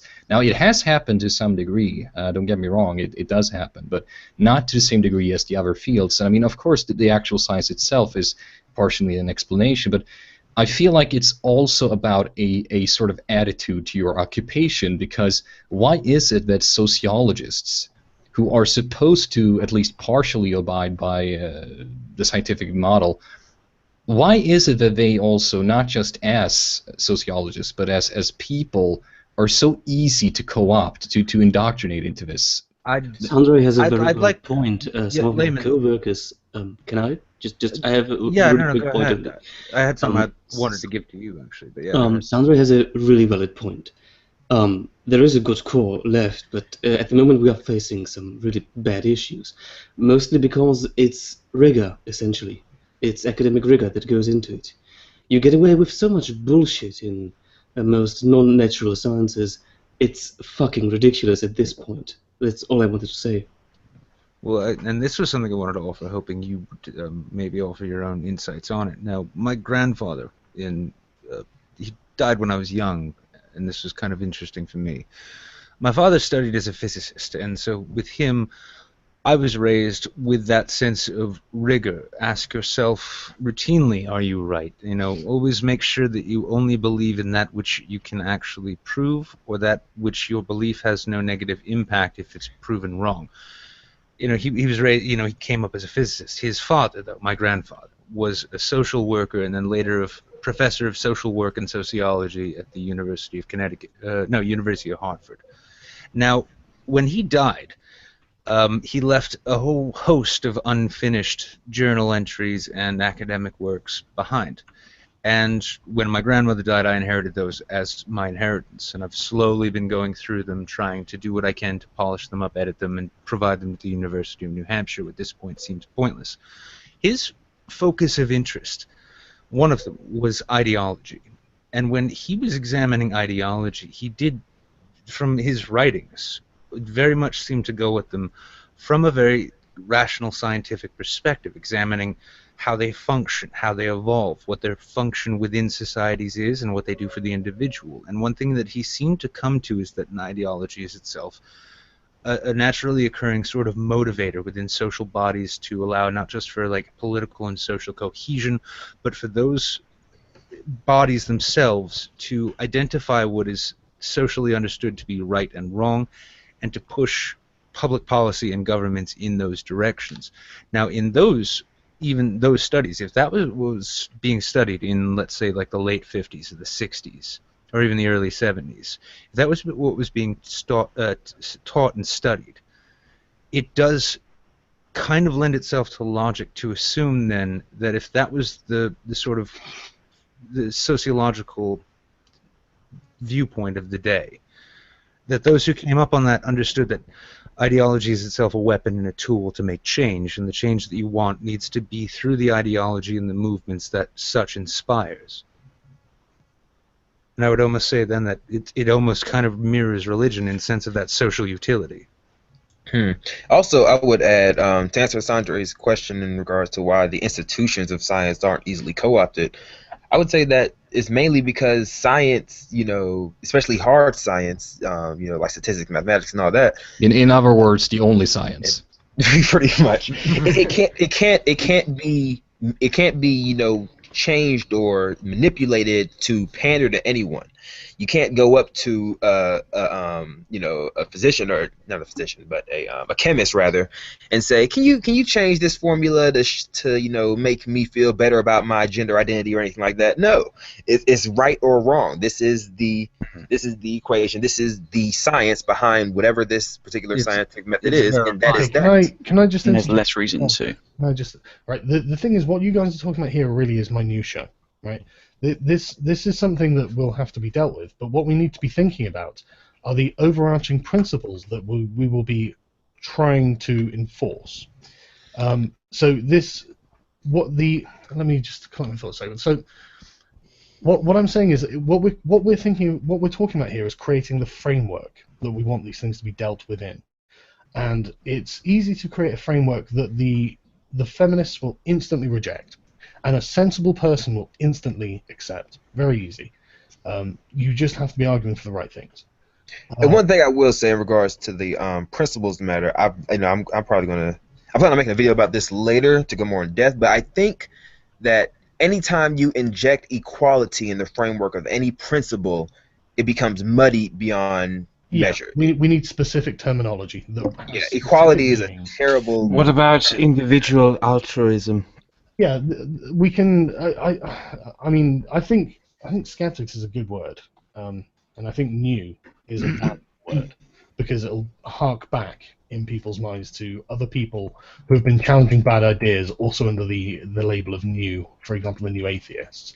I mean, I think that's a good label, but the only objection I could see with that label, and this is a marginal one at best, is that there are decent portions of this otherwise rationally minded counterculture against this bullshit that we're facing, which they do themselves cling to some certain level of religious faith, and that the word skeptic itself necessarily have to be anti-religion. No, I'm not saying it is. What it could more be is freedom of religion and freedom from religion. Because there are millions of religious people who don't want to push their beliefs on others. I'm simply thinking from a branding perspective. But no, you're absolutely right. The word skeptic could well turn off religious people. It does have a connotation to it. I like new individualist. That's kind of catchy. It is kind of catchy. A bit long. Yeah, the only issue that I have with the New Skeptics movement label is that it doesn't really explain too much about the movement as a whole. I would have thought that it'd be better if we had a label, which it's a label and it means this. It's a lot more specific. Hang on. Sorry, I know I keep jumping in to try and interrupt people, but okay. So new individualist is too long for Twitter. You can't hashtag it. Okay? Neo invokes neoconservatism. Yeah, not the word neo either. It's too yeah, exactly. It's cliche. Yeah, so it's got to be new, and it's got to be something else that's short that goes with it. Hang on. Shit. Who's the chap with the robot with the hat? Oh, me. Oh, Bennett. Yeah. What was your point again? Sorry. My point was that if we have a label which also describes the movement, people won't just look at it and then redefine it. Yeah. Now the important thing is that we act as we say we think, because what we'll need, which is why I've written what I've written, is effectively a single statement of values that everyone can put their name to. We need literally a piece of paper, a website, something that we can literally say, if you want to know everything I want, you can read that, and we will all be on the same page. And if there's anything there you disagree with, we'll have it out, And so the label, as long as we stick to that, as long as we demonstrate this is what we want, and I think we all do demonstrate this. That's frankly why I'm here. If you're all saying, well, I want this, but I hate the niggers, I would know that you're not demonstrating the principles of egalitarianism that I want. But I hate niggers. Exactly. See, I would know regardless, but you don't do that, and none of us do that. And so there's going to be no question of the fact that we are demonstrating the principles that we are trying to adhere to, because this is what we do on YouTube all the time. We've all got bodies of work demonstrating that this is what we're standing for. So it doesn't matter what they actually cause. I mean, feminists say that we're all misogynists, and yet I get people coming to me saying, "Oh, the feminists are saying horrible things about you," but I watched your videos and they were lying or they were wrong, and I've subscribed, and I'm like, thanks very much. Sure, but what about the people who believe that? I mean, look at what happened with Gamergate, for example. You had, a whole movement which was patrolled and, had the trolls called out and everything, and you still had, news outlets coming out. Gamergate was okay, let me give you a quick brief down of why Gamergate didn't succeed nearly as well as it needed to. Gamergate didn't know it didn't know it was a movement. It didn't know it was anything. It'd been bubbling under the surface, but nobody had communicated with anyone until, my God, it just got to the point where everyone was sick of their shit. It was an angry reaction. Yeah, it was ad hoc. It was all off the top, and it was thrilling to go through, man. I'm so pleased with my involvement in Gamergate. Every day I'd wake up energized. I'm like, man, I want to know what the fuck they've said and done stupid today that everyone can rip on. This is going to be amazing. I loved it, right? But it was Gamergate itself is a scandal. It's not an identity. It's not even really a movement. But there are people in it who want to be part of a movement, and that's why it became kind of identified as such. But it wasn't really. It was just a scandal. That's why it was called Gamergate, and that's why it clicked with everyone. But there were a lot of people who suddenly realized they were on the same page on a few core issues. There were other issues they weren't on the same page on, and that's fine, because they didn't really matter. What mattered were the issues being debated, and that's basically what we're going to need to do. But we're going to need to I don't want to say arrange it, but be more wise. A lot of us have got a lot of experience from doing this now, and I think that we can actually come out swinging so hard, they're not going to know what hit them. If we come out and say, look, we're the new skeptics or whatever, and these are our statement of values, is there anyone who disagrees with these?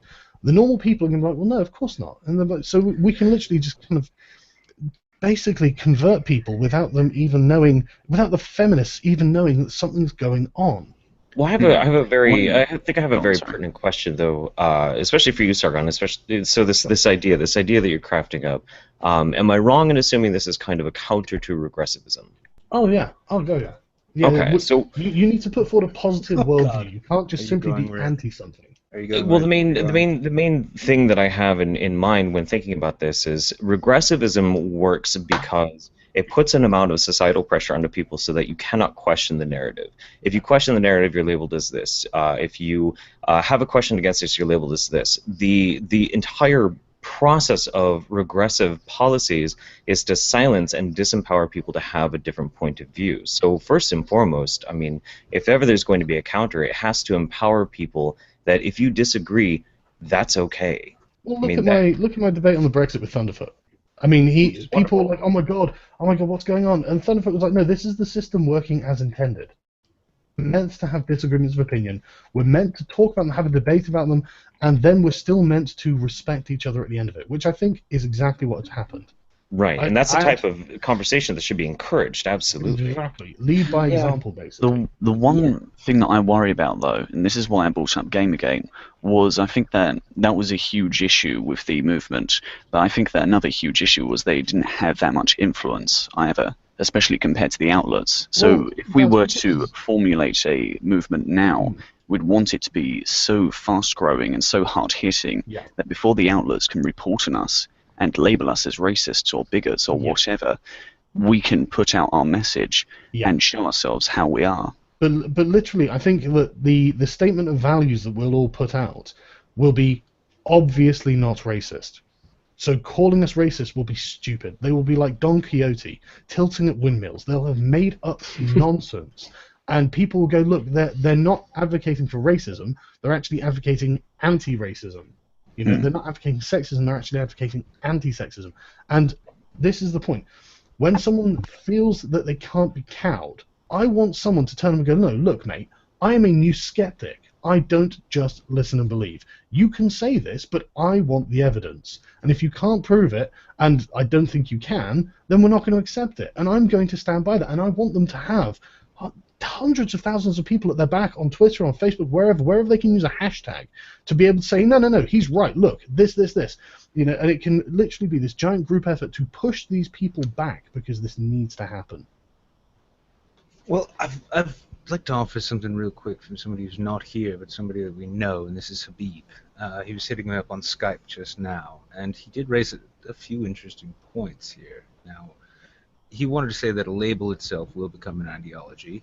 That leads to ideologues, and we're back at square one. Now, that was kind of what I was getting at with the factional thing, but he then points out, you know, a written manifesto, so will this manifesto be interpretable in different ways? And if that's the case, how do you avoid that? Now, this is coming from his perspective. He even says, you know, he finishes, he's like, you know, I'm sorry, I was limiting myself with one label for the majority of my life. I don't plan to walk into another.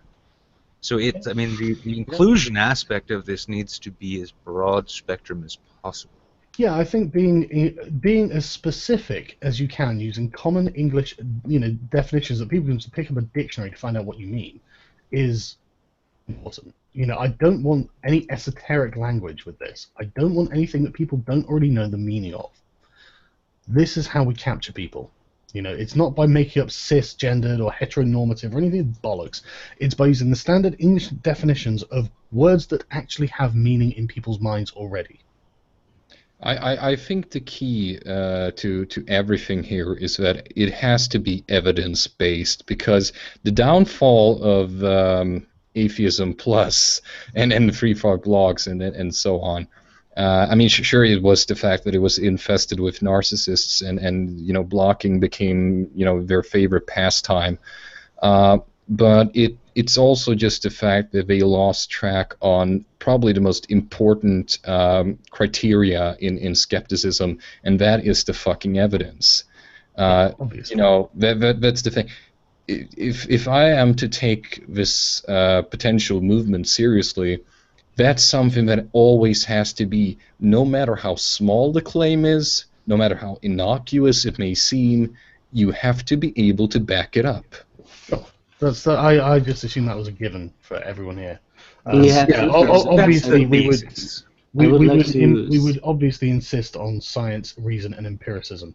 Absolutely, I would like to support Sandre in this claim, because what I've noticed that a few people in this, I don't even know how to call it, Redditosphere or whatever. Skeptosphere. Let's call it Skeptosphere for now. That people tend to use absolutely garbage evidence and still claim to come from a sort of scientific, empirical, critical background, and their evidence is basically Stormfront or something like that. Oh yeah, I know. Trust me, I know that all too well. I've argued, and this is another thing. Like, you know, people go on and on about the SJWs. It's even becoming trendy in a way to oppose them. But there is another group of people, you know, the alternative right, who are growing as well, and who are just as scientifically illiterate. Okay. Absolutely. And I mean, I can't tell you how many times I've had to basically research. You know, about genetics. It's not really my field, but I do understand the basics of it as a chemistry student. I've had to, you know, research just genetics. Thankfully, I know where to look for stuff because I am in STEM, unlike these fucking clowns. But yeah, I know exactly what you mean, and some of these people are actually gaining a lot of attention just simply because they are anti these, you know, annoying SJWs. But they're not rationals. They're not skeptics. They just have another agenda to support. That's the only difference. It just happens to be anti to the other annoying side. So that's what people are pulled to. That's another thing that actually needs to be highlighted in this. If this supposed movement is to survive in the future, one must also focus on actually teaching people how to do proper fucking research, because this drives me up the fucking walls. Yeah. It's not easy. I realize that to always make to do research on certain topics. Can we get Armored Skeptic on? I thought he was hanging out with Shu for her birthday, but yeah. If he wants to come on, someone has to leave. That's I was gonna head off anyway, guys. I got to run. So thanks for having me. Isn't it 9 in the morning where you are? It's 10 o'clock. Whoa. Okay. Great to see you as always, Baring. That's a fucking idiot. Nice. Good talking. See you later, Kat. See you later. Since we have so many big name YouTubers in here, we should all say happy birthday to Shu on Head, though. I hope she fucking dies. Well, that's kind of the opposite, but all right. Should we do a group happy birthday song? I think we should. I would sing it in German, though. The latency is going to make it into a cacophony of just... Fucking do it anyway. Do it in your native Which language. one do we want to do? I don't want any British I haven't actually. Wait, no, I haven't Actually, guys, I realized something. Happy birthday is copyrighted. Not just that. Instead of singing it, no. Here's the thing, Kraut. Instead of singing it, give us the same sort of rousing speech voice you use for Black Hitler in German, only speak the words to Happy Birthday. You want me to do my Hitler impression again? Yes, while speaking the lyrics to Happy Birthday to Shu. But in German, you gotta do it in German. Oh, God. Let me find the lyrics. Oh, come on, zum Geburtstag viel Glück, you faggot. Zum Geburtstag viel Glück. Ja, aber ich habe das jetzt seit Ewigkeiten nicht mehr gesungen. Puh. Okay, Prepare to be triggered, Internet. Jesus fucking Christ. Also, before you Zum start, Geburtstag... press 1 for Holocaust, you know, since we're already here. You know what? I can't find the fucking lyrics anyway, so it's It's 5 words, isn't it? Liedertext. Nigga, it's literally zum Geburtstag viel Glück like 6 times. Fucking die. Yeah, what does it say? Zum Geburtstag viel Glück, zum Geburtstag viel Glück, zum Geburtstag viel... What's the point of fucking... For Shu on Head's birthday, we had an angry German shouting into his microphone for her. Oh, do you know the other birthday song in German? Heute kann es regnen, stürmen oder schneien. denn du scheinst dasselbe wie ein Sonnenschein. You know that one? Everyone who speaks German just noticed where you are from your accent. Oh no, come fuck off, Mike. My accent is fucking impeccable. Yeah. But if I could just finish on my point about, let's see, I'm trying to remember here what it was about. Oh yes, the people, like you say, Layman, there are some people who are starting to get a lot of a bigger audience now these days, and it's kind of dangerous because these people, the only reason they're popular is because they are anti-SJW, but that doesn't mean that they are any more rational or skeptical.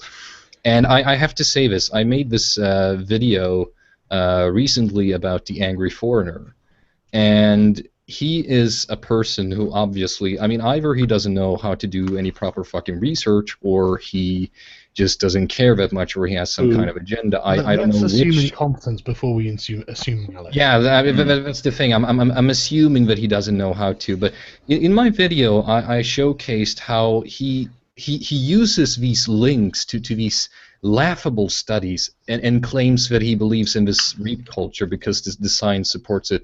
I pretty much tear this apart, and I get these fucking fanboys who downvote the video. I mean, I think the video was up like 30 seconds before I got my first downvote. Oh, he's the least concerning of all people. These people are the more concerning are, for example, the YouTubers who claim that gender transition surgery was invented by Jews to degenerate the white race. These are people gaining popularity. I'd like to respond to Sandra.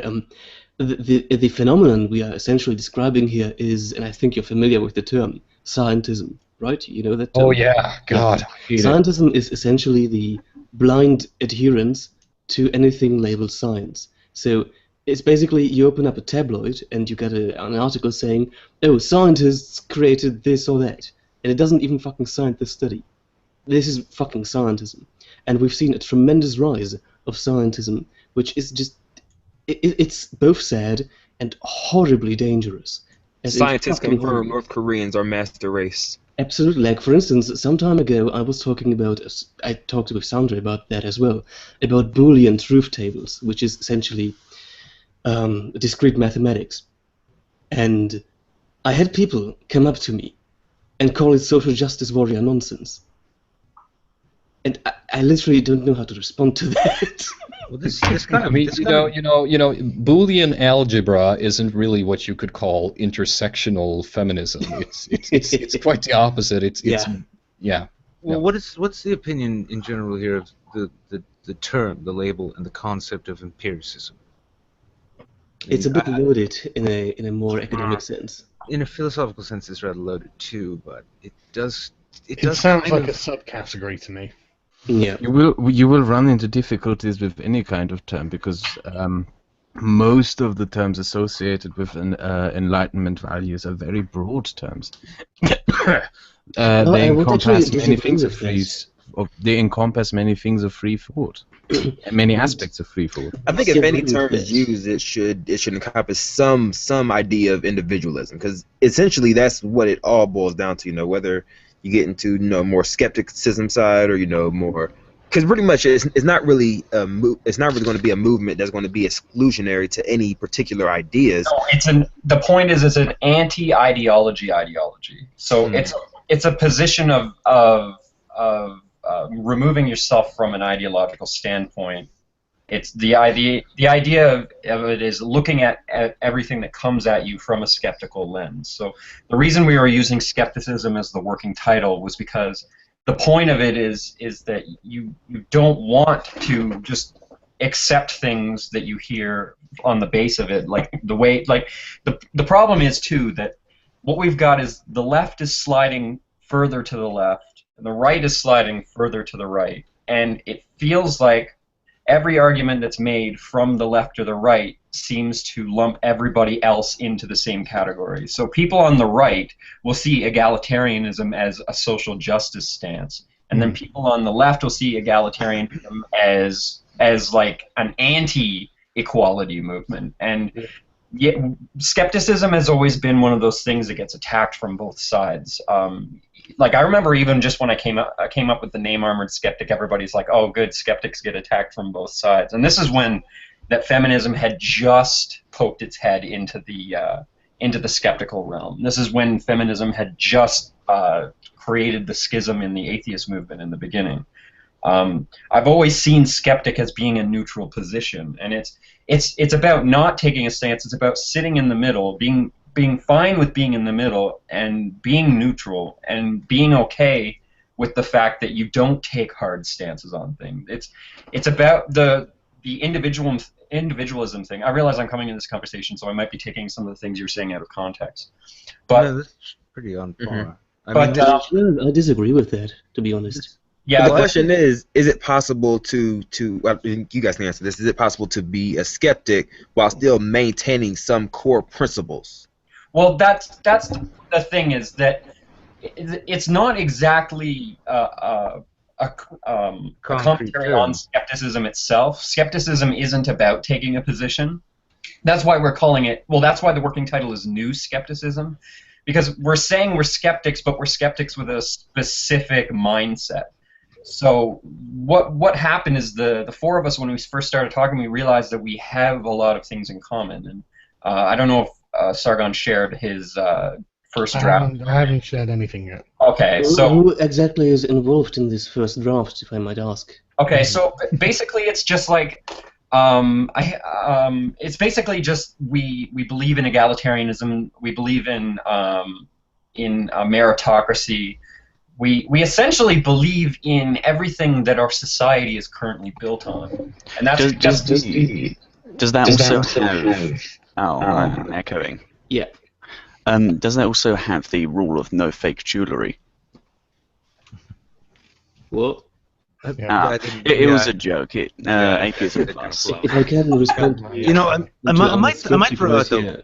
We're focusing very heavily on the name, which is important. It needs to be well chosen, but it's also going to be basically a part of the introduction to effectively, and I hate to use the term, a doctrine or a statement of principles. Now, within that, as you know, Sargon mentioned it earlier, the elevator pitch. The name itself, that's to draw attention. It's the first opening, I'd say, 3 lines to this introduction to what this idea is that matters. So even within that, you know, acknowledging that it can be called many, many things. It can be called Enlightenment values. It can be called empiricism. It can be called the skeptical inquiry. The name is inconsequential. The name is more of a title, and we wanted. It does have. I mean, it is important. It's just not the most. There is power in the name. Right. There is power in the name.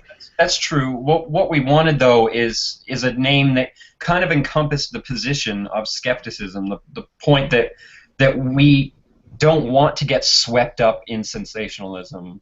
That's essentially like the core tenet, is that we don't allow ourselves to get caught up in sensationalism, because sensationalism can detract from these core values of individual rights, individual freedoms, freedom of speech. Welcome to the Pickpocket Party. Now that we have your attention, this is what we're about. Right, exactly. The elevator pitch would literally just be, we're fighting for Enlightenment values. Well, plus, also, it kind of came as like a realization that the original, like, it actually started off as a joke. I made a picture saying, you know, Sargon, Thunderfoot, TJ, and I are the new 4 horsemen. I was drunk when I made this. But then what happened, though, is we realized that the original 4 horsemen, they're either dead or retired or irrelevant. And it's not because they're tired. It's not because what they have to say is irrelevant. It's because the conversation in society has changed drastically since they were the 4 horsemen.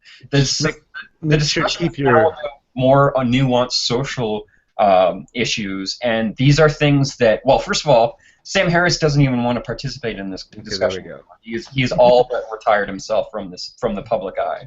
I was going to say, keep your eyes open for angry fanboy letters. He's on his own. If nothing else. I would like to respond to you, Armor, when it came to one of your points, and the thing about skepticism is that it is dependent on certain key principles. So yes, you can, not only can you be a skepticist with certain key values, you have to have these key values in order to be skeptical. That's the whole point. It's sort of like this whole debate that I had on one of my streams where you remember, Layman, where we discussed the difference between personal morals and professional ethics and so on, and how ethics is needed to be part of science, for instance. The thing about skepticism is you need to have certain key principles, such as the burden of proof. You need to have it being based on evidence. You need to have a meritocracy. You need to have an authority ladder. Certain things like the meritocracy don't necessarily fit in with skepticism, which is why we added the word "new" to it. Also, we wanted to connect it to the new atheist movement because we feel very much like where we started with our position was very much because of the new atheism movement. You still haven't answered my question before that. Who exactly is involved in this first draft? So far the four of us, Thunderfoot, Sargon, TJ, and I. But it's not like we literally want to become the new Four Horsemen. What we wanted to do was kind of just kickstart this idea. Drunk. But no, Sargon and I don't know who else Sargon's talked to, but I know Sargon's been talking about this idea for a long time. He and I have been hashing this thing out for a really long time. And at the first time he brought it up, I remember he wanted to discuss it with the humanist movement, and I think we all kind of decided that was a bad idea. Yeah, it's turned into an answer at this after point. seeing the American Humanist Society fall to SJW so hard, I was just like, okay, yeah, they're crazy. It was even before that, though, because one of the things I always make very clear on several of my videos, in my channel description and everything, is that I don't want to be part of an ideology, and I thought of it as being very hypocritical of me to kind of hijack an ideology when I am so adamantly against that kind of a thing. And I think the lesser of two evils, and like I've gotten to a point where I still see myself very much as an independent, and I still see myself very much as having my own kind of ideals, but I'd rather help create some sort of like base ideal that maybe you can call an ideology if you want, than completely remove myself from the conversation altogether. That's really the key, though, and that's kind of the problem. The rise of pop sci, popular science. I fucking love science. The very basis for how science became popularized, and now you have any number of different people utilizing science as a weapon to push regressive ideologies, various different concepts. This thing, it's already happening. Like I was mentioning to Sargon earlier, it's already happening on Facebook. I'm looking at groups right now. Skeptic groups that have thousands and thousands of people, and I'm fucking banned from all of them, just because they push ultra regressive social justice policies, and that is how they've co-opted the idea. Yeah. So the idea that you manufacture, this idea, which I do think has a lot of value, and I'm very excited about it. But what Sargon says is absolutely important. It has to be concrete. It cannot be co-opted. It has to be simple, and it has to be blunt. Well, otherwise, people won't take it. Yeah, one of the things too is that a lot of arguments from modern groups seem to be based on emotional responses. A lot of it is appeal to emotion, and we don't want to remove emotion completely as a factor when making decisions, but a lot of these social issues are a little bit too nuanced to be based entirely on emotion. And what we want is that, like, you can make an emotional based argument, but if you don't have empirical evidence to kind of back up your position, then your position is entirely useless as an argument point. Or best it's questionable. I mean, I think within, like, we see, like you were saying, this new scientism movement and such. It kind of mirrors what I see has been a corruption of skepticism and atheism in general, which is it's been rooted in a rejection of religion based on political principles rather than actually skeptically inquiring about the nature of the claims being made. Yeah, the conversation has changed a lot too. I mean, it used to be very clear what a new atheist was, and now new atheism has been split into so many factions that it's almost meaningless to say you're a new atheist now, because it doesn't really properly describe your position anymore. So new atheism and atheism plus are different.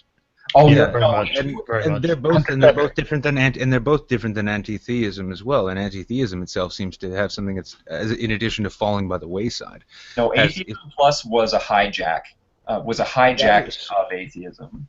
Yeah, it was, and that was the central thrust, though, the corruptive influence within it, is that rather than skeptically inquiring as to the claims being made as to the nature of the divine, it instead became a rejection of religion based on the politics and social politics rooted in emotional arguments. Right. That spoiled the entire thing. Which is usually a point that gets tossed out the window when talking about Islam, by the way. Oh yeah. You think? I think you should have been here earlier. Kraut discussing his Islam is a religion of peace. If you say otherwise, I'm gonna fucking behead you. Islam is a religion of pieces at this point. Oh god. No, report it. Flat out report it. I just want Dark Matter to come in here just so he can say, "Oh, we'll fucking kill you." It was a joke. I forgot who said it, but it was like, Islam is a religion of peace. There's a piece of you over there and a piece of you over there. Exactly. I have to say, Armored Skeptic, he's really good at doing voices. Yeah, I'm not bad, I guess. The best ventriloquism. You do two voices at the same time. So, since we've sort of migrated back to the topic of Islam, I actually have a question here from the YouTuber The Pharaoh. I don't know if you're still listening, Pharaoh, but he had a question for Sargon. He says, can you ask Sargon if he thinks it's over for us ex-Muslims and anti-Islam YouTubers in general because of the new guidelines? And also, can we do anything about it if we made enough noise? I think we can do something about it if we make enough noise, but we need a unified voice to do it. It's not over because, because you saw they took down AIU's channel. They didn't. They swamped Introverted Smiles channel. They swamped the channels of several other ex-Muslims, but they didn't swamp. They didn't take their channels down. No. They actually engaged. They even engaged in conversations with them, trying to convert them back, more or less. Well, here's the way 4 in the morning in Egypt, so I doubt he's up.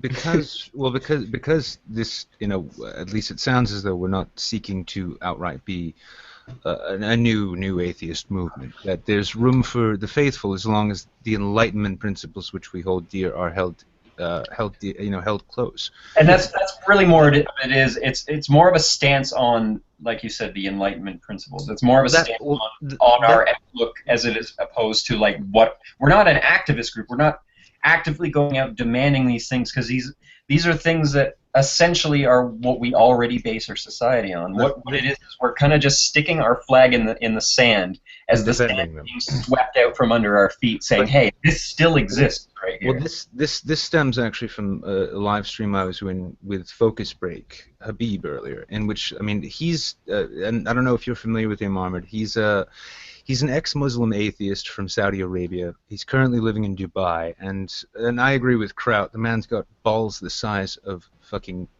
dump trucks just by putting his face and his name out there and saying, "I reject Islam and I reject Wahhabism," and he still lives in that area. Now he held a live stream and he's working and hoping to actually promote these networks that he's discovering of people who want Islamic reform. They want to hold on to their religious values, but they want to embrace human rights and secular governments and the things of this. And he's discovering there are far more of him than he had even really known.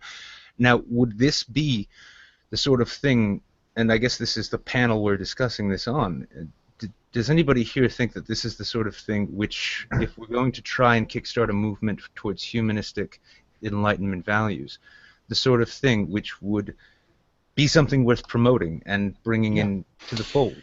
Here's the thing. There is this ex-Muslim Iranian who I follow, and he's also one of the guys with, one of these people with enormous balls, because that's a guy who literally risks death. and he keeps posting social media updates out of Iran, for example.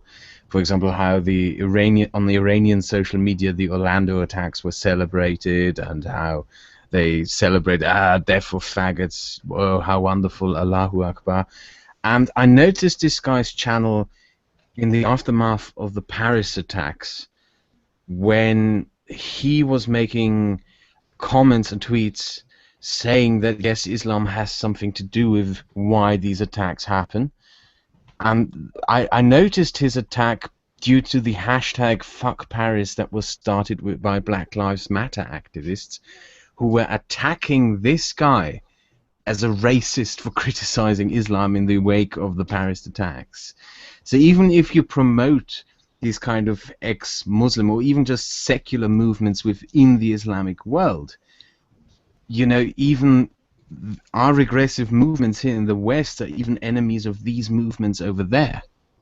But we gotta be honest about controversiality, essentially. Promoting a Islamic reform movement or something like that is going to be controversial as fuck. And let's not kid ourselves here.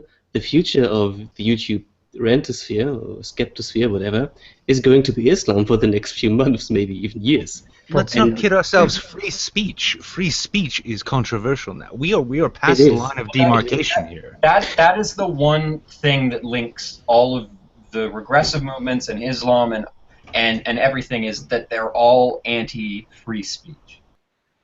There seems to be, I'm not getting into conspiracy theory territory here, but there's clearly a bigger power that is noticed that they all have this one thing in common, and it feels like they're all being used in tandem as a 1-2 punch to get rid of free speech in the West. I don't think it's organized. I think it's natural influences just operating. If you're an organization and you've got 3 different groups of people all asking you to curtail free speech, maybe you'll do it. Well, this is much like Hitchens, like saying it's overlapping magisteria in a sense. Yes. Right. It's sort of a perfect storm of various interests converging on one thing that they can all do to benefit themselves. Yeah, and they all see them responding to other groups and say, well, why wouldn't you respond to us as well? And I would say that this whole idea, this whole notion of, you know, like getting people's channels banned or silencing the opposition is a fairly recent development, because even like back before, like when people used to criticize like other, you know, religious YouTubers, like when the Christian and the atheist YouTube sphere used to go at it, there was never really this, you know, drive for atheists, you know, like shut down the channels or anything like that. There was just discussion, and some people, you know, got triggered and left. But this whole new concept of trying to, you know, actually get rid of the opposition where their voice can't even be heard, it's a regressive mindset. It's something that's only come up and is strengthening with regressives. Habib would like to join us. I can leave, yeah. Okay. So it's left at 2 time. Well, anyway, I actually have to head out. I'm taking June out for her birthday. Happy birthday, June. Okay. Happy birthday, June. Skeptic, before you go, I have a really important question for you. Okay, would you fuck Emma Watson if you could fuck a cat afterwards? you can tell he's from 4chan. Okay, goodbye. You can't answer that on her birthday night. You guys know that. Okay, you know, Skeptic. Sadly, you disappeared before I had time to say this in person, but I'm gonna say it anyway, just because I'm an asshole. You know, bang shoe for the both of us. Oh, that's fucking gay, dude. Hey, I'm just kidding. I have a girlfriend, for fuck's sake. Sandre will be watching from the closet. Yeah, like a proper Swede. He qualifies that afterwards, but he knows that the pussy that somebody else bangs in his place is better than the pussy he doesn't get to bang himself. Salamu alaikum. Alaikum salam. Hey, Habib. So we have an Arab now. All we need is a woman. Well, I mean, this is like your diversity quota. I mean, you gotta have someone brown at least. Yeah, we got the black guy, we got the Arab, the Jew. I've noticed that. Now, our streams tend to be a lot more diverse than the ones which try and get diverse people on. Oh, come on, you're all Westerners. It's not diverse at all. Skin, like color of skin. I understand. Yeah. Oh, okay. Salil al-Sawadim, maybe. Just everyone check your Gentile privilege, please, real quick. Thank you. So yeah, I mean, I heard like you guys were talking about Islam. I was like, wait. This is my topic. Okay, Let me your in. started ringing when you were referenced. Yeah. I was like, they're talking about my stuff. But yeah, I don't know, like I'm jumping in the middle. But Tell yeah, us I've been. about these groups. Tell us about these people. Yeah, I've been discovering Brilliant these people. I just wanted to like look for like any liberal Islamist movement, and I knew some of them before, but I didn't know to what scope they were in. And I discovered this movement called the Muslim Reform Movement. And unlike most of the others that came before them, they're not trying to just fix the Islamist problem from a social or religious point of view. They're not just going to the mosques or talking to people. No, they're trying to fix it from a political level. They're talking to politicians. They're going to the UN, doing speeches over there, going to colleges. And yes, they go to mosques and they challenge the mullahs in mosque and go like, hey, these are the tenets that we believe in. Do you believe in it? If you don't, then you're part of the problem. And their tenets are quite simple. They believe in peace, which is, no violence to anyone. They believe in human rights, so no discrimination. And they believe in secularism, so the depoliticization of Islam, and Islam is just a faith. And join us. And yeah, I mean, I did a stream just about a few hours ago I was trying to promote them. I already contacted them, trying to get them onto a stream or something, because yeah, even in their press conferences they get like 20 plus people. You can imagine, like, even I was listening to some of their speeches. Every single one of them got plenty of death threats, as you can imagine. And they're not really getting their voices heard. So I was thinking, like, in our little community here, we can get those people the audience that they deserve. And I think they would find a lot more support in our little atheist community here, because whenever we talk about the Islamization of Europe, or Islamist problem in the Middle East, the terrorist attacks that are happening all over the world, we don't just talk about them and stop. We are discussing solutions, and I think these guys are the right, the right people to support to get those solutions done. Because we can whine and complain on the internet all we want. We can just go like, well, there's many people killed, 50 gay people killed, and there was the terrorist attack just yesterday in Jordan, and a border control which forced them to close the border, and right now the refugees that are going to Jordan, they can't go there anymore. So yes, even the Middle East, we're getting daily terrorist attacks all over the place. What are the solutions? That is a solution, to reform Islam from its core. And this is, if we want to tackle notions of Enlightenment values, the previous Enlightenment was able to take hold in Europe, but that was because it was in an age before people could communicate across the world as easily as they can. And this was what I was discussing with Habib before, is that right now, though the challenges facing the rational Enlightenment circles that exist within our various societies, the challenges are enormous. The battle is strictly uphill, and it just keeps getting steeper. But at the same time, the sort of weapons and means by which we can actually spread the message of rational thinking and critical inquiry and these sorts of things, they've never been greater, and especially in places such as the Middle East, where, I mean, if you look at your average third world shithole, one of the most common complaints about the refugees flooding into Europe is, look, they all have smartphones. How bad off could they be? Now, that argument aside, the reality is that they all have smartphones. They have access to information technology. They have access to information. Habib here has been playing Doom with an IDF soldier. A Saudi playing a video game alongside an IDF soldier, if that's not a sign that communication can begin and rational discussions can happen, I'm not sure what is. Oh, by the way, that IDF soldier was the first person I met in Doom. That's awesome. I think you're absolutely right there, Nick. I think you're absolutely right.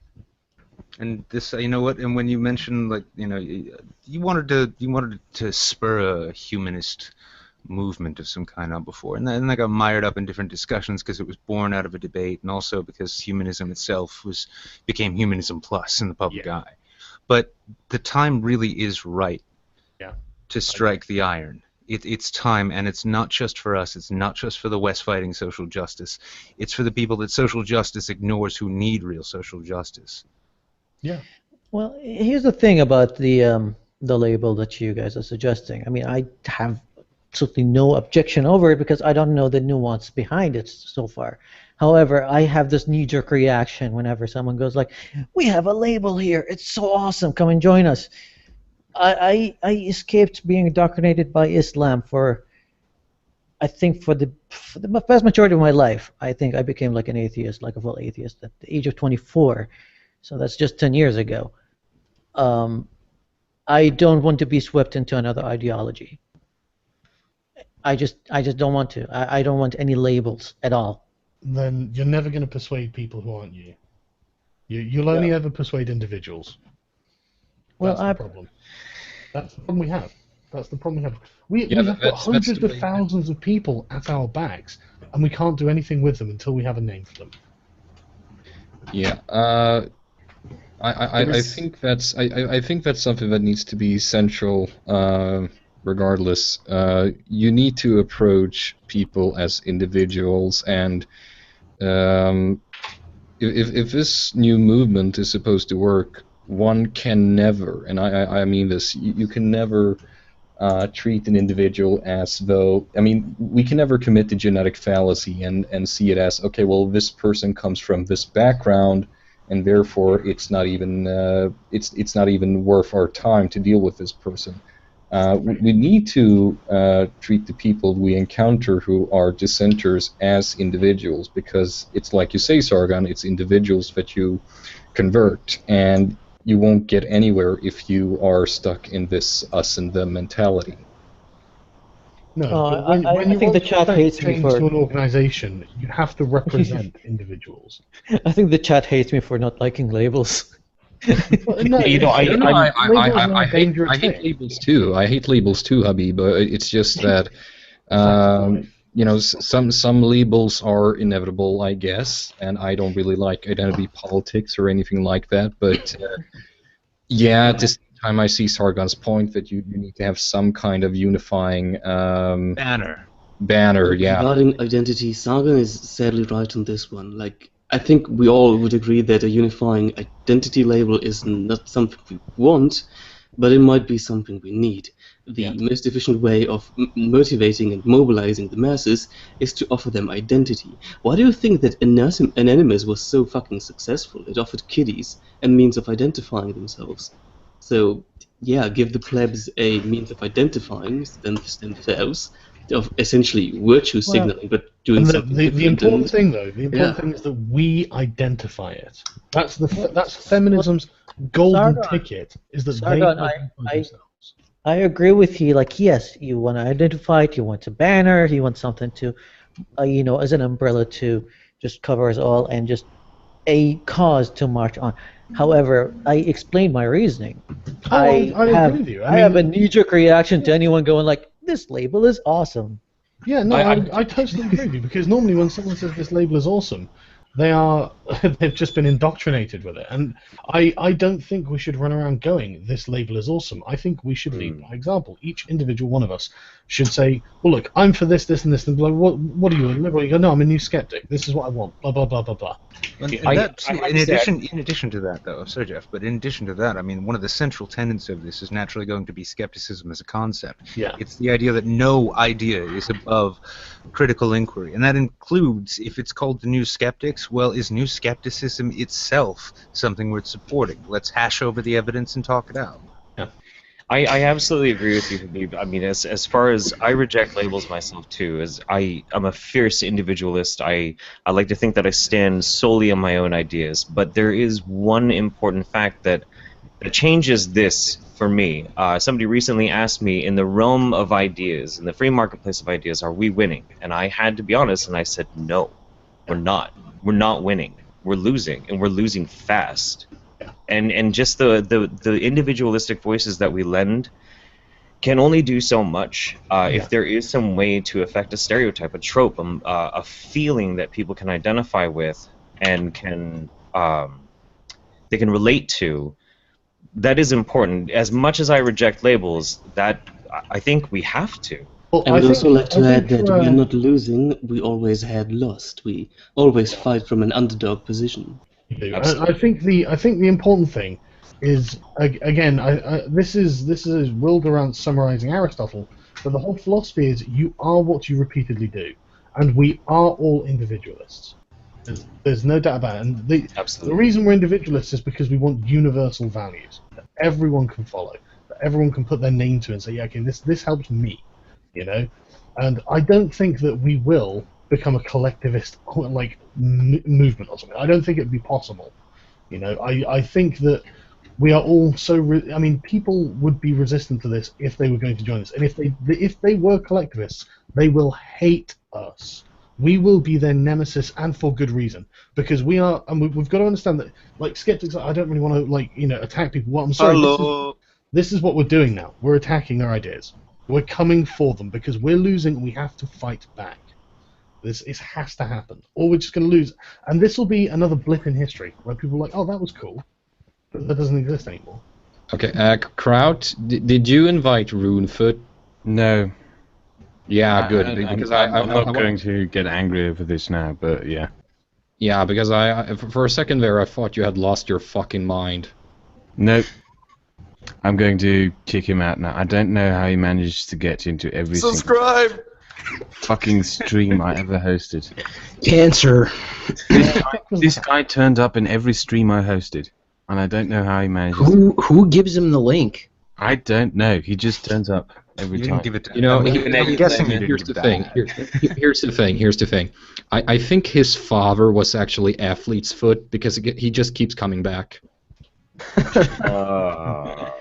Well, you are the shitlord equivalent of dad jokes. Going back to the topic, I am just going to say this, and before someone writes an article on the Huffington Post going like, in the latest news skeptics gathering, not enough female representatives. Yeah, that's fantastic. Sexism. Yeah, I mean, this is one of the concerns that I have personally is that I mean, yes, the regressives or SJWs or whatever you'd like to call them, they tend to come up with names for people who oppose them. But even if we come up with a name for ourselves, you know that they're going to try to pollute it, and if not co-opt it, they're going to try to associate it with objectionable things. Well, okay, hold on. The only label I put on myself, and I think that's just a description of who I am and what I do on my channel. I'm an ex-Muslim atheist. That's all I say about myself. So you're saying you're halal? But, however, I haven't met any single Muslim that called me that. They would call me a heathen, a pig fucker, a gay, or whatever. It doesn't matter what they call us. It doesn't matter. It literally doesn't matter. If their names made any difference, I would not have a large subscriber base. It just wouldn't make a difference. What matters is what you do and what people see you doing. If this is a pitched battle, then the ground that is taken or lost is in the minds who take a moment to consider what you're saying.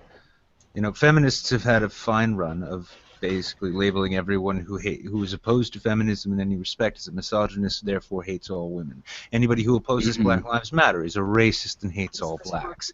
That's simply not the case. And it's time to I think the idea here is to unify the opposition to irrational, knee-jerk, reactionary thinking into some form of new enlightenment that we can enjoy for the time that it lasts before hopefully we get back to where we can have real arguments.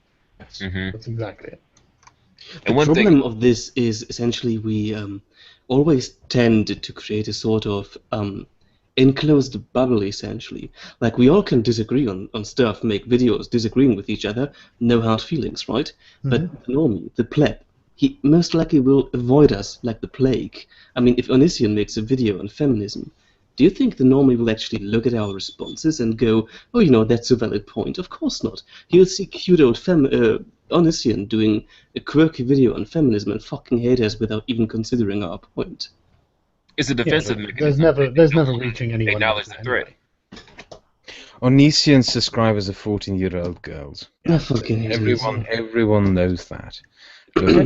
Okay, I have a suggestion here. Someone says that we should have the label called faggots. We can all be faggots. We're already. I'm sure that'll go over well. Red Fog, you wanted to say something. Yes, I just wanted to say the one thing about the labels. All the isms are very good, skepticism and stuff, but they're too smart. It's all about a friggin' catchphrase. It's a title of a book. To say it, for it to sell, it needs to be catchy. The only thing I've seen that was somewhat catchy was what people said, Newgate. The gate is like an automatic exclamation mark since Watergate. Newgate, ironically, is also the name of an old prison. It could be a double meaning that we're against imprisonment of free thought, that it's for freedom and for, I think the problem with that is that gate generally denotes a scandal. Yeah, in fact, I believe, what was it? It was that Mitchell and Webb look covered that. Yeah. I mean, perhaps you could make the argument that this is a scandal of sorts, like a cultural. Yes, exactly. No, because a scandal ends. We want something that it will perpetuate. I think that there's an interesting point in all of this. We often, regularly, make the claim we need evidence. We need a certain scientific progress, essentially. But even now, we are dropping it. I mean, we are speculating about models of participation, of relevance and controversy, but none of us has actually provided so far an actual study about what is a catchy term, what is a catchy brand. That's political. Those are political consultants you need. Or marketing experts. Yeah, they're the same. Honestly, no, they are the same thing. I say right up and down, they are the same thing. It's a revolving fucking door. It's all the same thing. It's working on the Lippmann, Bernays, and Creel models of mass manipulation and finding out what the emotional ploys in people are so as to exploit them most effectively. Essentially. That's the dark side of doing this kind of shit. This is the ugly thing. This is why idealistic movements fail. Is because idealistic movements believe in the intrinsic value of what they're doing, and they believe that will simply shine through in everything they do and say. Meanwhile, those who unfortunately win are the dirty, underhanded Machiavellian readers of Robert Greene who understand that the masses require manipulation in order for guidance. Yes, hello, I'm a big fan of Robert Greene. I read a lot of his work. This is why I think I have an answer for all of the points you guys are making. I have been planning this. You have 48 of them, actually. Actually, and another 33 strategies of war, as in addition to every other war manual you can think of. Was that him? 33 strategies of war, yeah. Oh, but the last time I checked in on him, it was just 48 laws. And honestly, it's well worth it. It's just high quality. I didn't even know it was out. This is a war. We it's a culture war. We have to understand. We have to fight it that way. We have to be organized. We have to be smart. And unfortunately, sometimes you're going to have to use the tools of the enemy if you're going to want to beat them. Sargon's going to make skepticism great again. Basically. And one thing I will add too is from making this a cult of personality. Nothing against you, Sargon, but we should be very careful about trying to promote any form of leading personality. Essentially, I agree. That's Sargonism. That's why I was me, TJ, Skeptic, and Thunderfoot were thinking about this, and they wanted to call it like the Four Horsemen. I'm like, no, but people can't call themselves that. They can't call themselves a horseman or something like that. It doesn't make sense. But if they say, "Oh, I'm a new skeptic," or I'm a human, whatever label, that doesn't require any other personalities because it's not talking about me. It's talking about the ideals that have been written down. It doesn't matter who writes down the ideals. I mean, it could be completely anonymous. But if they're good ideas, then they're good ideas, and that person will say, "Look, this is what I want." So it's. I agree with you. I don't want to create a cult of personality. I really also, I mean, if you were to call yourselves horsemen, that would be very narcissistic. Exactly. I would never do it. It's not what I want to create. It's not what I want to see happen. Because it will fail. That's the thing. I'm thinking I want it to succeed. It seems like new skepticism is really just the one that's naturally starting to sink now. I think so too. Right. Yeah. I mean that would be the idea of a cult of personality or a leading personality would be a fatal flaw, because I remember when I first started my channel a couple months ago, that was one of the first criticisms and negative comments I got was, oh, you're just a Sargon ripoff, you're just a Teal Deer ripoff. And my response was basically that, okay, maybe some inspiration was taken there, but the reason I'm doing this is because I think these issues are important, and I think the more people talk about this, the better. That's really what this is about for me, is anyone should be able to talk about this. Anyone should be able to pitch their interpretation in. We all got these comments, by the way. Figureheads. Well, I don't get them, but okay. But no, I mean figureheads within movements are inevitable. They're absolutely inevitable. It happened within Gamergate, and they did their best to keep it off, but then they just kind of emerged, and some of them weren't so great. But the fact is that figureheads do emerge. Now, if the thesis behind this, which in a historical context may even be regarded as a school of philosophy, who knows how fucking far it'll go, but within that, thought leaders are inevitable. Personalities and their words and the way they articulate what is to be expressed cannot be avoided within any of it. And if it is avoided to such a point that it never happens, those who you do not want representing this school of thought, this movement, become the de facto leadership of it, the faces of it, basically by manipulation. Yeah, I mean that's sort of what happened to the alt-right, was even though I still think the Stormfronters and the Poltards and the race realists are still a minority of people who might call themselves alt-right, that what you're saying is essentially what happened is that now those people represent the alt-right, whether the majority of the alt-right likes it or not. Yeah. Although I do have to say, as someone who's unfortunately spent some time with the alt-right just to see what they're all about, I mean, they are, generally speaking, a bit nutty. Yeah. Sure. Yeah. So it's not like it's this huge oversimplification either that they are sort of reactionary ideologies breed reactionary ideologues and honestly, reactionary ideologues. The first time I saw them, I was just like, well, these are just right-wing SJWs. They're collectivist, they're authoritarian. What more do you need to know? Yeah. By the way, Sargon, do you remember this this calling card from them? Cock. Cock. Jesus. Mate, I watch Ramsey Paul, and I've been watching for a while because he's a funny guy. And he made a video saying that he didn't like white nationalism, he just liked nationalism, because white nationalism was a controlling ideology and they wanted to tell him what he had to do. And my God, it was just cuck in his fucking comment section. I was just like, there we go. Who isn't a cuck? Even one of their leading bloggers is a cuck.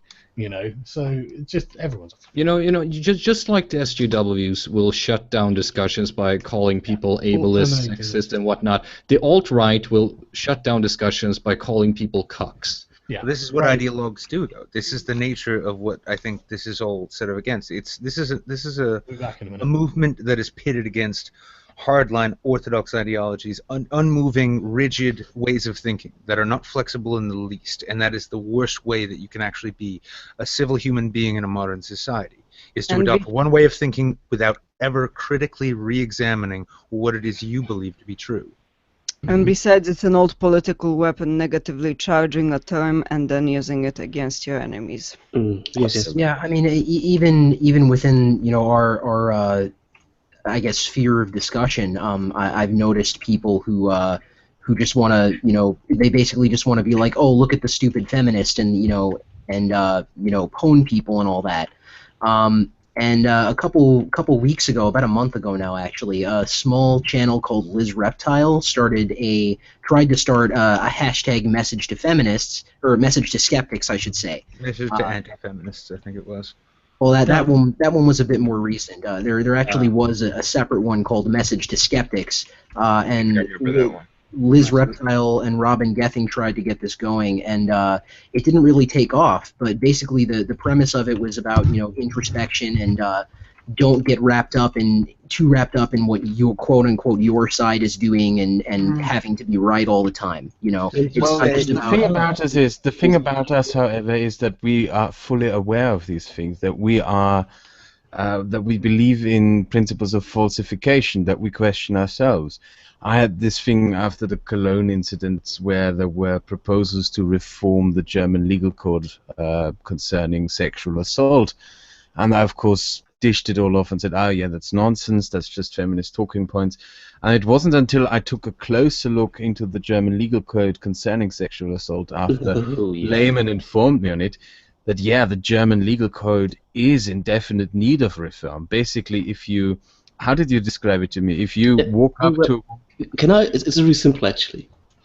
There is no clause for molestation in the German law.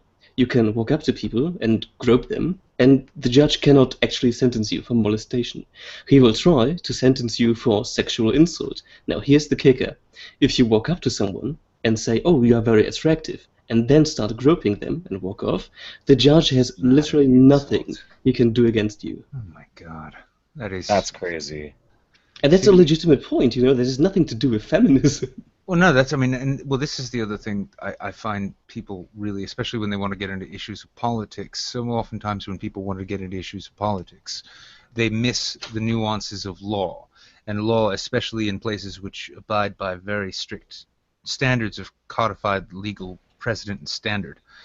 The letter of the law is the letter of the law. And this is, it's a funny thing here in a quick anecdote here in New England.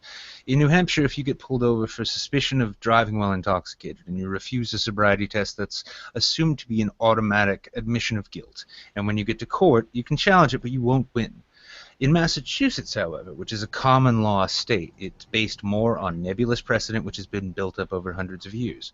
If you get pulled over for the same thing and you refuse a sobriety test, when you get to court, if the state tries to offer your refusal of a sobriety test as evidence of your guilt, it is an automatic mistrial, and you walk. The point I was wanting to make is we are all, I mean, it is an inherent part of who we are and what we do on YouTube that we know what we do and that we question ourselves, and that it is part of being a rationalist. It is part of being a rational human that you question your own views.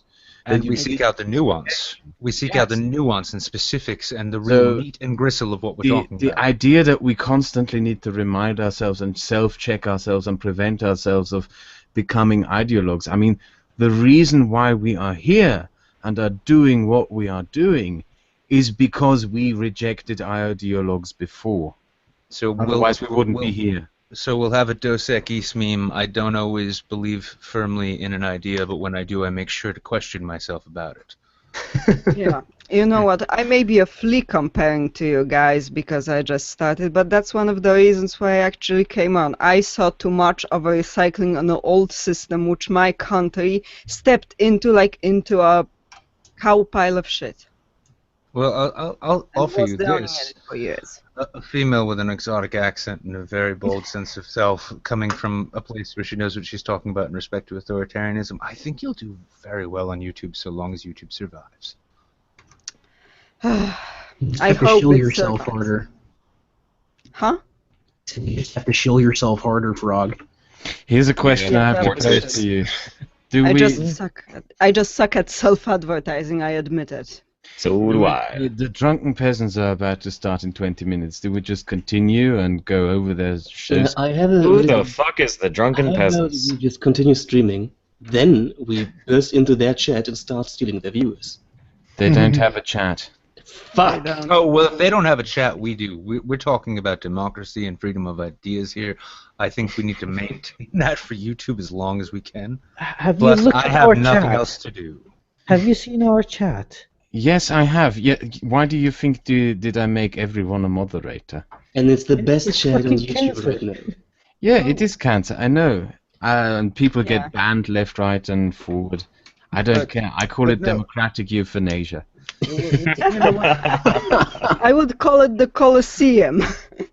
Well, here's the thing, though. I mean, we'll say that we're free speech absolutists. Is anybody here willing to actually accept direct threats of death or physical harm as being protected under that? Yes. Can you again, please?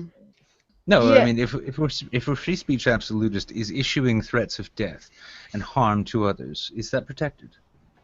Yes, I Yes. think it should be as long as they are not acted upon. It is not. I have a few things to say about that. I'm in a place where people actually act upon those things.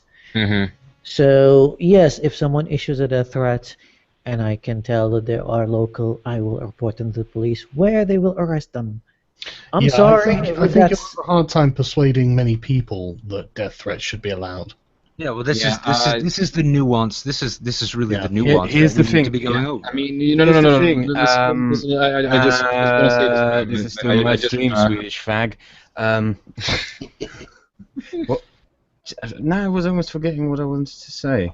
So you wanted to say that you should press one for Holocaust. The thing about death threats is that this term has been so overused by the people that we have been confronting over the past 3 years that the word has kind of lost its meaning.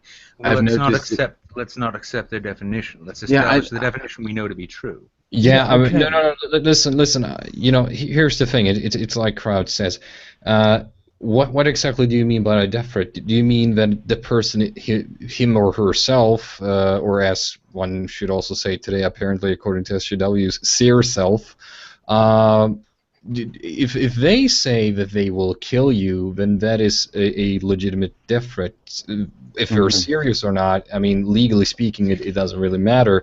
But if they say something along the lines of, "Well, I wish you would die," well, no, that's not a death threat. The thing is, if I read a comment and it reads something along the lines of, "I am going to kill you, fag. I'm going to kill you, blah blah blah," I don't really care particularly much. But if someone were to post a comment or send me a private message or something else reading, "I know your name is Hitler Goebbels Schnitzelberg and you live in Göring Street 400, I knew you'd Bavaria, and I am going to come to your house and kill you." That's the kind of thing I would take serious, but everything else, no. Right, I mean, think that's... can actually pass for German. Yeah, but that's a question of critique, critique, isn't it? Yeah, I mean, Yeah, I right, routinely see gas the Jews, and I'm probably the only Jew in this room right now, and it doesn't bother me in the slightest. But if it's, the Wizard of Gods needs to die. Again, that's directed, but I'm not really that there. But, you have Islamists coming in, so this is the question. How absolute is the free speech that we're willing to actually advocate for? Are we willing to defend somebody's right to say, Crowton T, whose real name is such and such, and he lives at such and such an address, needs to die? That is still an expression.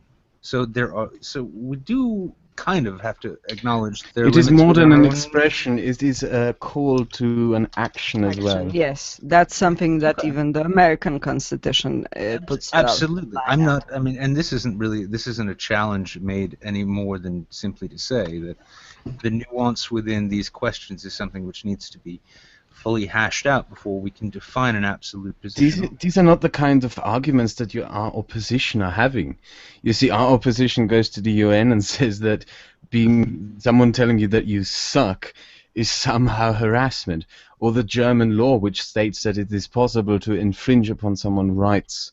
Yes, with but we need. speech. I'm talking about setting the course of our own ship before we decide where the rest of the other fleets are going. Yeah. Because the fact is, these same people go to the UN. Different people. I'm sorry.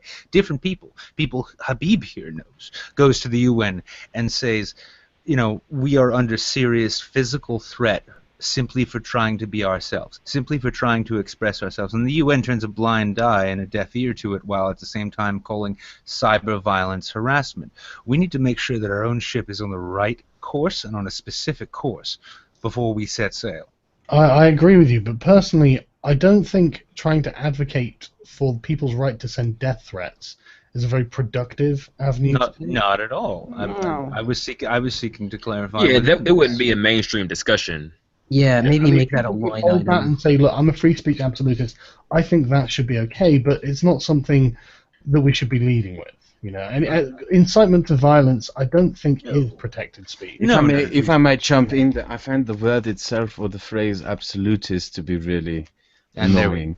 It's something I get. It's something that I, as someone who lives in a country where speech is very restricted, I mean, at least the most restricted in the free world, if we can call it that, I constantly get that thrown against me. When I argue for the abolition of the Nazi laws, people just say, "Oh, you're a free speech absolutist," in this weird fucking way.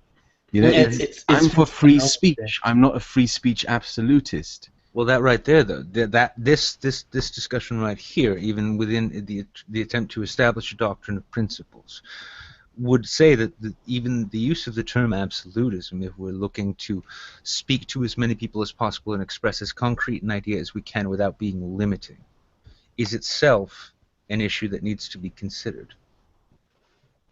This is, I mean, like, you know, we got Layman here. He's the sociologist. I mean, this is my political consultant hat coming on. We need to. It's valid. Also, I'm half. I'm half political scientist, so we're somewhat similar in most of our approaches, I think. Yeah, it's just these are the things which need to be hashed out. I mean, we spent almost an hour going back and forth about the name. Imagine what's going to happen when we have to come to a decision as to what language within this specific doctrine itself we accept and consider as being something that we stand behind, not necessarily without question, but something that we will defend against the assaults of those who come. I think there's quite an easy way to define free speech. It's the ability to propose political ideas without censure. Well, I don't know if it has to be political, though, does it? It does. Thank you. It has to be political. No. I mean, political should be encompassed within that, but at the same time, ideas that are not intrinsically political themselves need to also be encompassed by this declaration of support. But the thing is, for our speech. opponents are going to politicize everything. So anything we say will eventually become political to them. And that's so. Then what we have there is an obligation to incorporate political speech into it, while also extending it beyond that. No. Listen, right. The reason we would define it like that, and I think that is the normal definition, whether people really understand it or not. That way, they can never say, "Oh, you're just advocating for death threats." You can say, "Well, what kind of political speech is that?" It's not. It's not political expression. Well, beyond that, though, if I was to say that, this isn't necessarily even something I believe, but as an example, if I was to say that transgenderism is a neuropathy, it's a form of a brain disease or something like that. Now, is that inherently political? If you have a political movement pro-transgenderism, sure. So it's a political movement in the eyes of those who hear it, yeah. But otherwise, it could just be... No, it could just be a statement of scientific fact. I mean, I don't know whether it is or isn't. I'm just saying it could be that. Well, this is the sort of thing. In the same way, sadly, and I hate to make the comparison, but feminism likes to highlight the political, economic, and social it's entirely political. Yeah, well, speech, I think speech, honestly, needs to be covered across those grounds, with an exception of saying that which poses physical, real-world harm to the life or property of those that the speech is being aimed at. Yeah, exactly. That's the point. That's exactly the point, right? You saying something doesn't matter if no one ever hears you. It's when it becomes politicized, when someone hears it, takes issue with it, and wants to turn it into an issue to stop you from saying it, then it becomes a politicized issue. I agree with Sargon. What we have to keep in mind here is that speech inherently is just speech. It's just sound. Yeah. Politicization is always ascribed to speech. Yeah. This whole conversation is actually what I could call the phenomenon of a new republic being born and the first pains of it. We're all just missing the scotch and cigar smoke right now, aren't we? Yeah. I'm not. I got the whiskey. Can we make cancer our official currency? Honestly, at the rate I've been smoking throughout this stream, I'm probably the richest man here. And while we're on this trend of disagreeing with one another, I will add this too, and going back to the original title of the video, I guess, with the new YouTube guidelines. This one is one that I've seen a lot of people who have criticized the new terms of service, who they've agreed with, is the one of revealing someone's personal information. Yeah, that's the only one I agree with. So but I don't agree with that one at all. I can see that being manipulated to where, for example, if you find some information on the Huffington Post to where they did something scandalous or something, out of the ordinary, and it was personal, but it was something that was of public interest, and you revealed it. Should that be cut down? That's a good point. At least it might point to like their town or at least some relevant details about. That's not a private address. Personal information. Exactly. That's what it says. Well, we could. I mean, the precedent could effectively be established. Is the question of harm, right? The question of harm. If one is, let's say though, if one has already been doxxed and their information is already out there in the public, right? Now, if somebody else republishes that, are they as guilty as the originator of that dox? Good question. Well, when you talk about harm, then are we going to limit the speech of mullahs in the mosques?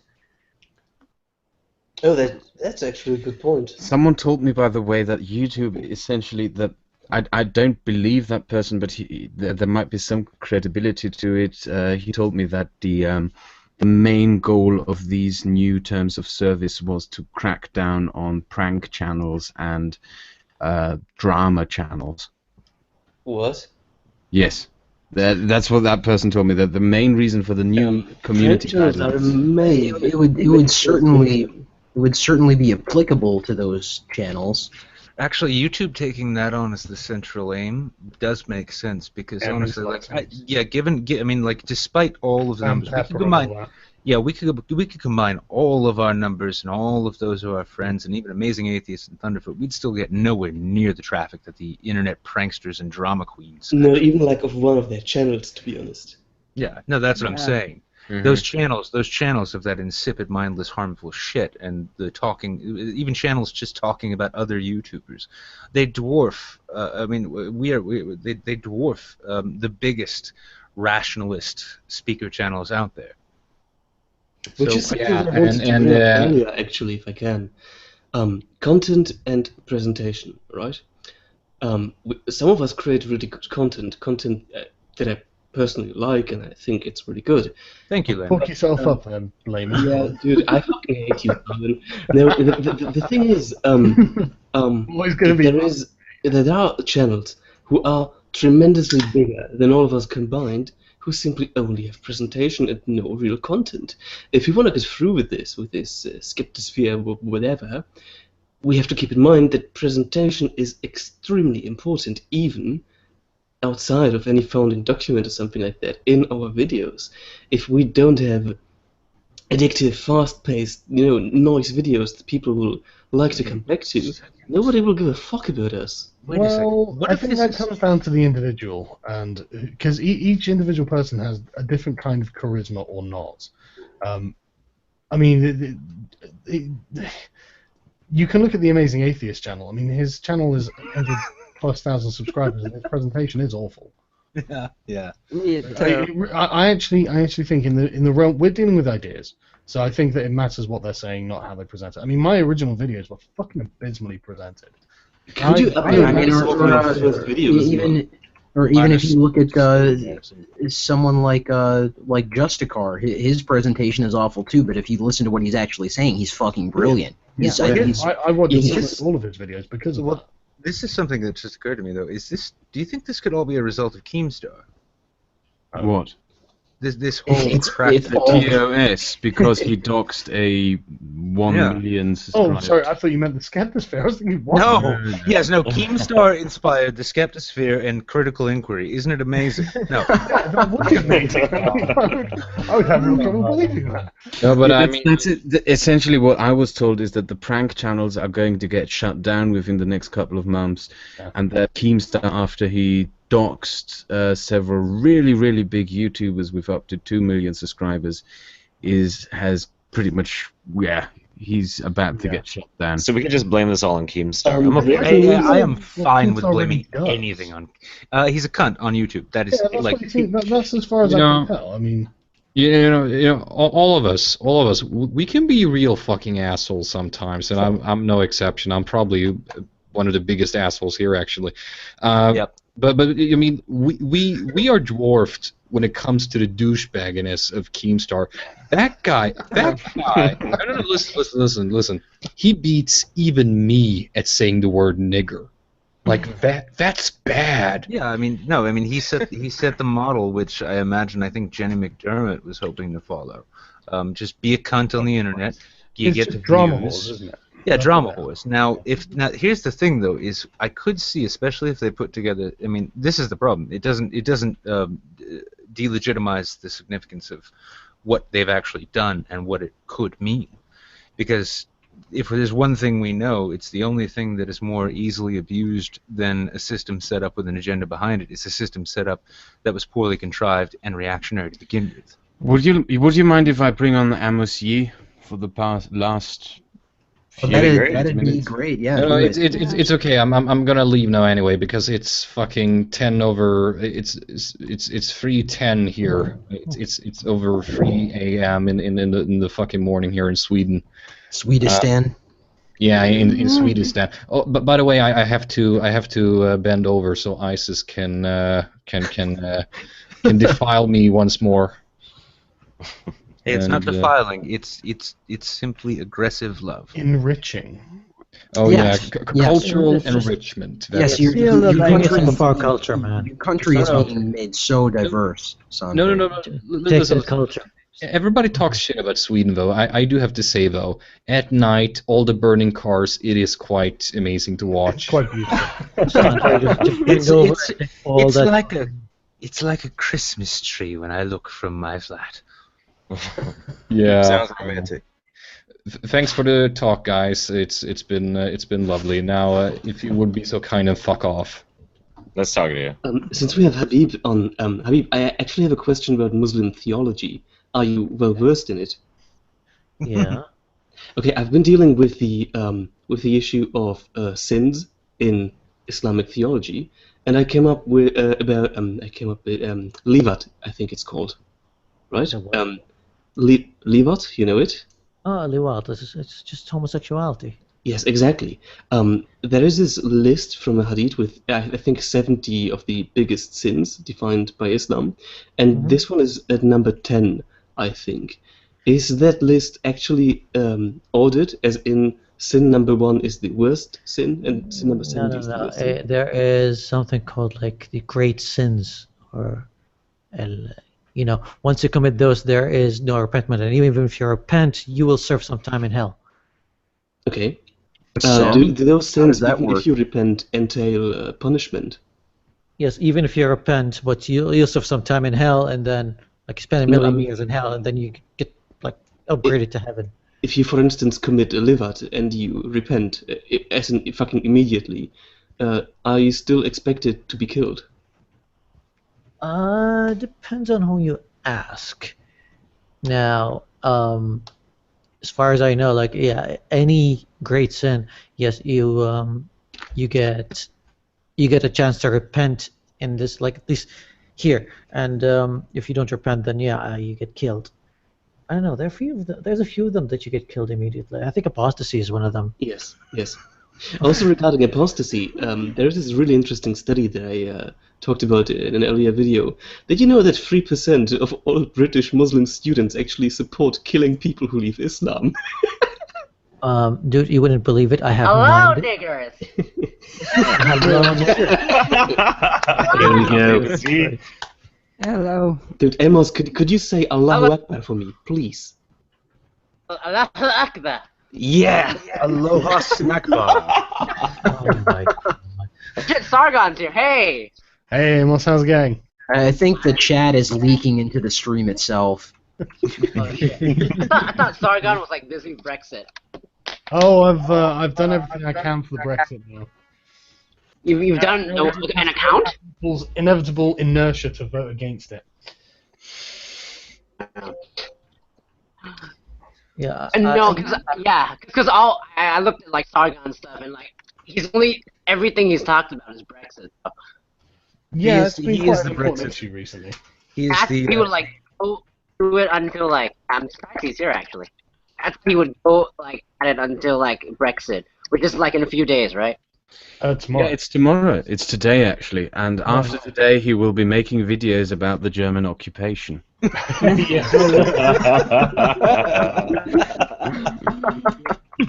Listen, you goddamn Krauts. We know exactly what your plans are. Oh, really? You've tried it before. You've tried it 3 times now, okay? Yeah, they're trying to. It's not a secret.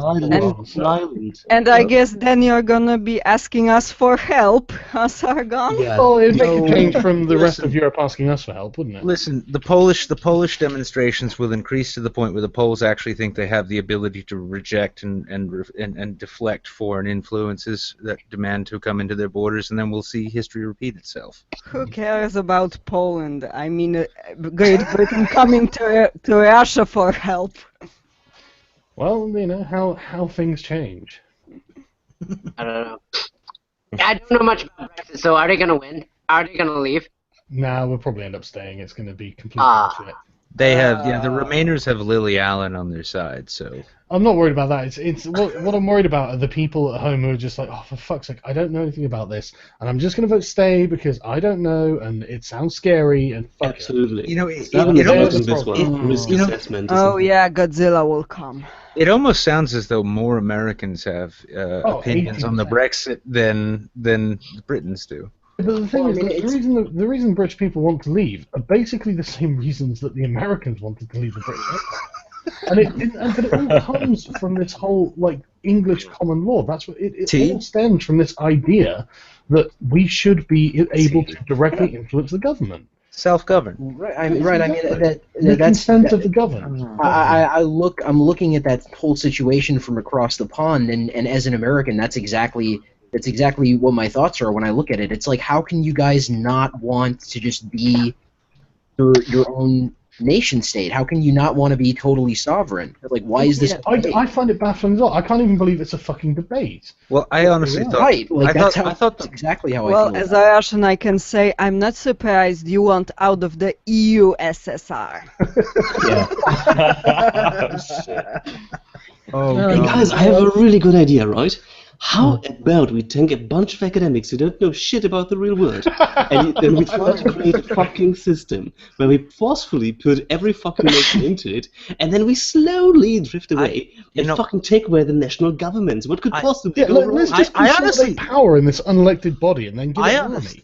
I honestly thought you were going to end that like with let's take a bunch of economists who know nothing about the real world, put them in an apartment, and see what happens when things stop being polite and start getting real.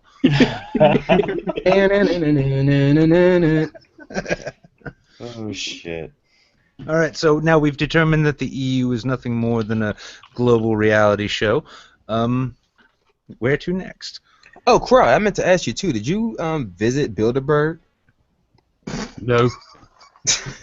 Everyone's globalists. The Bilderbergers.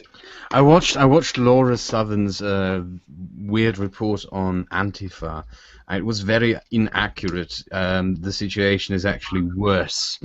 So I have to correct that. Yeah, guys, I know you're laughing, but he's Yeah. fucking serious. Antifa is no joke.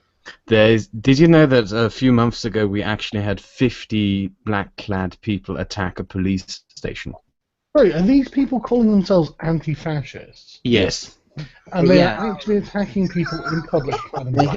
They that's unself-aware. Yes, they are. They unironically. They occupy almost an entire district of houses in Berlin. Guys, I have the perfect fucking story about anti-fascists, if I can. I was talking to one of them about media issues, right?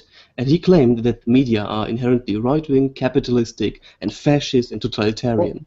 So I asked him, what should we do about it, right? And he said the only way to prevent any form of fascistic, totalitarian media system is by forcefully collectivizing the entire media system and putting it under the rule of one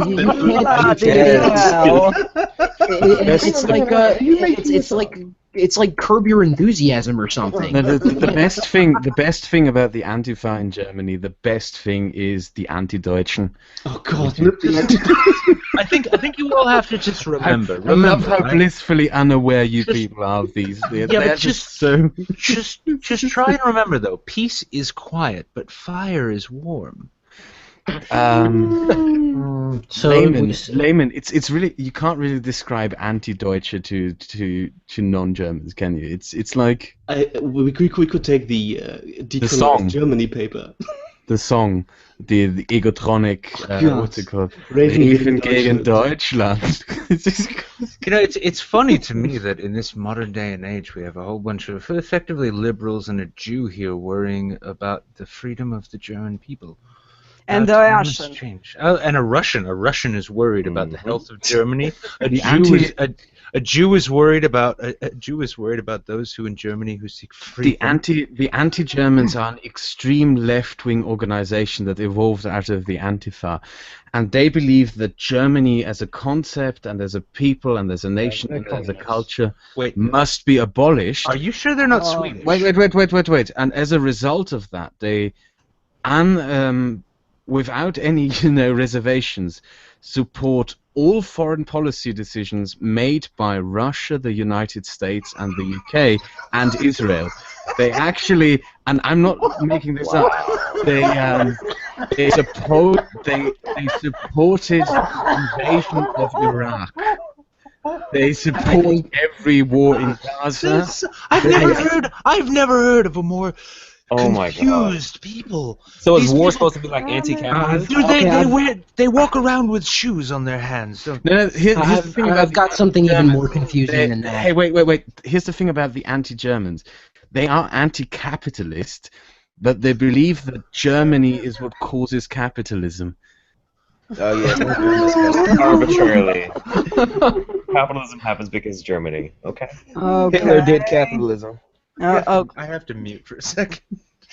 Yeah, I think this is you the most almost fascinating killed thing I've Blizzard ever with heard in dogs. my life. How is this real? I mean, I've heard of anti-fat, but I didn't really take any notice of it because I can show you some of their shit if you want. I would love to see it. Okay, anti-Deutsch. This is just please, self-loathing please. taken to a new level. Please screen share. Please screen share. Yeah, this is what happens. The world needs to see this. This is a real thing. People I've only wonder why experienced you're their doing baby that. brothers Occupy movement. That just really, I don't even know how to describe them. Every time a right-wing politician in Germany dies, or in Austria or somewhere else, they actually publish articles with titles such as "Mossad do it again," and slogans. So they're this is their logo. So they're Wait. This is their official logo. It's various. Always, it's the. Oh my God. This is fucking cancer. Now, man. the funniest thing that these people actually believe in a Jewish world conspiracy, but the thing is, they believe it's a good thing. Here's a question though. I mean, like, if I become one of their leaders, do I get my own apartment? You can only be one of their leaders if you're not German. I'm not German, and I'm Jewish, and I'm an American. Yeah, so you get extra privileged status.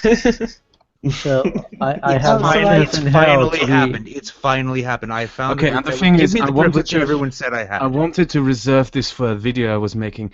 They have a band, and it's fairly popular in these circles, and it's called Egotronic.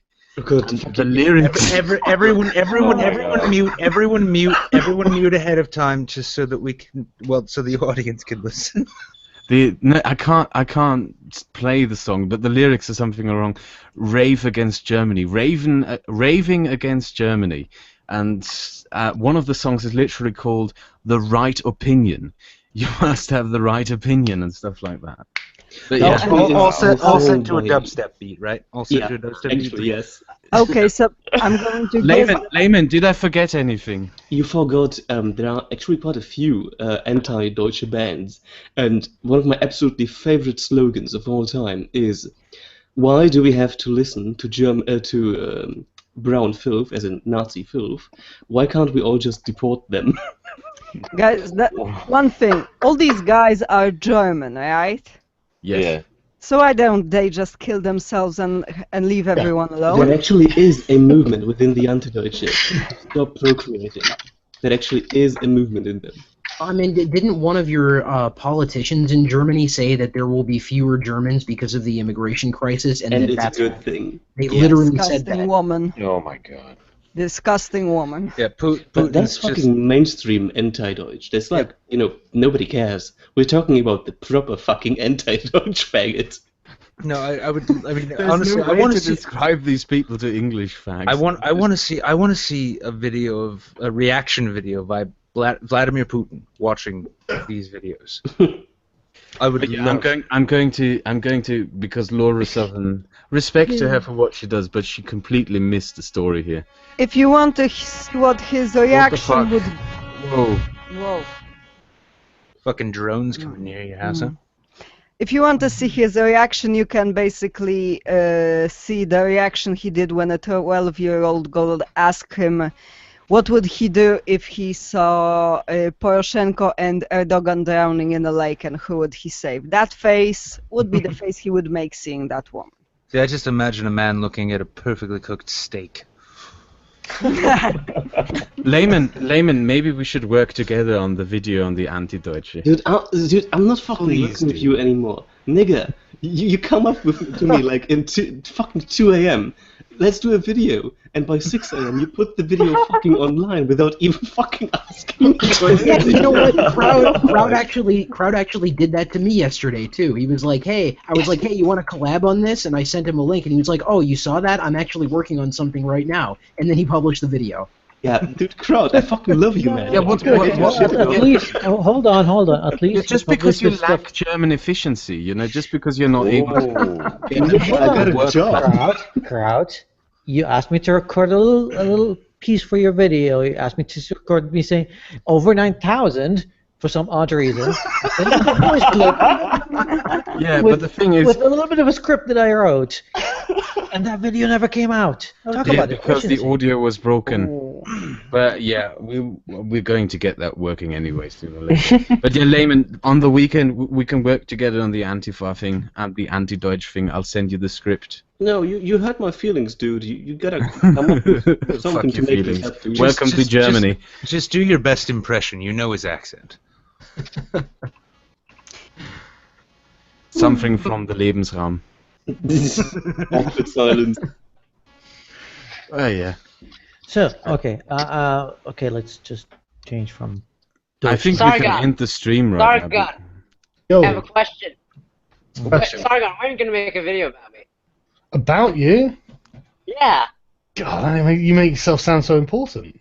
It's not like you're just going to jail for free speech, aren't you? It's not anything that bad, is it? That's not like anybody cares. Come on, I made a good video. Wait, Yeah, did someone misgender you? We'll have the live stream. We'll just shoot shit. Well, I kind of hate you for one reason though.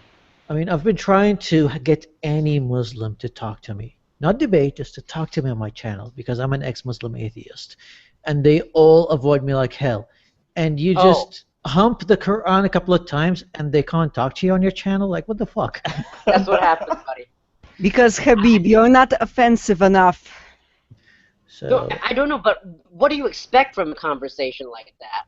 I thought, haven't we like bashed Christianity to know like the kind of people that we talk to? well, what do I expect? I expect solutions. I mean, I have a final solution for you. No, here's the thing. Like even even the Muslims that are living here in the Middle East, for example, they're all facing the same problem. The terrorist problem is something that we all face. However, for them, they just deny that it's a Muslim problem. They just go like, no, they're not true Muslims. So I just want to have a conversation. Okay, what if they are not a real Muslim? Let's just go with that kind of mindset. How do you suggest to solve it? Are you just gonna sit there and go like, not my problem, they're not Muslims? What is That's pretty much what they're saying. That is what they're saying, right? Yeah, I mean, even our president here in the States, our wonderful President Fuck Up, as I like to call him, he literally said in his speech on the Orlando shooting, quite literally said that ISIS is not bringing Islam to the world. He literally said this. Just to Orlando.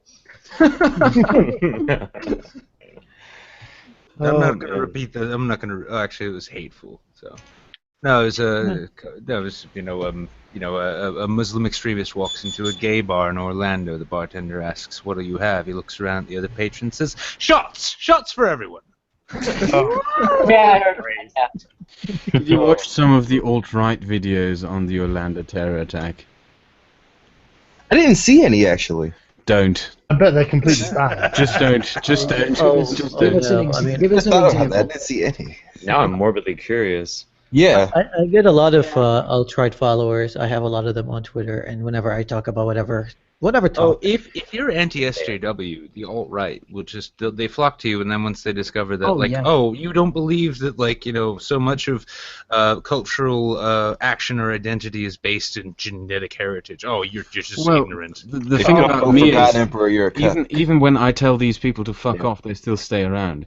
He's German. He's German. Oh, wonderful.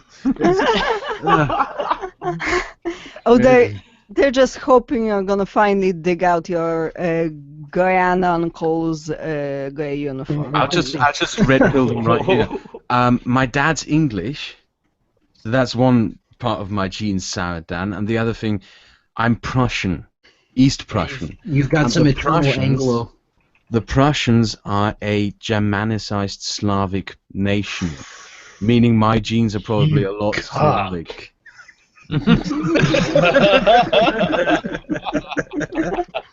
Dude, I'm actually a Black Asian midget, so I know that feel. Dr. Layman's only like 3 feet. The fuck did you say? I said the rapiers suck and you know it. Nigga. Living a lie related. Dude, I'm gonna. If we ever fucking meet up, I'm gonna fuck you up so bad. dude. I'm gonna rub your tummy. Dude, I'm not gonna like a rub your fucking dwarf, a Tolkien-esque dwarf. I am literally indestructible. I'll kill Dude, you. I will literally fucking rub your tummy and kiss on the cheek. When are we gonna fight? You know, Yeah, dude, during the fight. Even though well, see, here's the thing. Even though it curves to the left as it was, my saber is still much bigger than either of yours. Boys. That's Right. sexist, dude. I think So- it's time to end the stream. Yeah, it's Yeah, like we've Monday here. we've clearly come to that point. Thank you guys so much for having me on. From me and Memory both, just thanks so Oh much, yeah, guys. Jeff, I wanted to host this stream to promote your channel, so I guess I can give you the last word. Thanks for having me on, everybody. I'm Jeff Holiday, and I'm just so thankful I got to have so many wonderful people to talk to this afternoon. It's been Fucking amazing. die of cancer, you faggot. He's got a good channel. Go check him out. Yeah, he does. Link is in the description. If you've ever wanted to see a family of hippies speak more sense than your best educated friends, that's the one to go to. Yeah, he really is. I noticed this channel when he had, I don't know, like 500 subscribers or something. Yeah, something like that. He's got more than I do. Come on, Aw. you're around like 7 or 8. Goodbye. It's full of cultural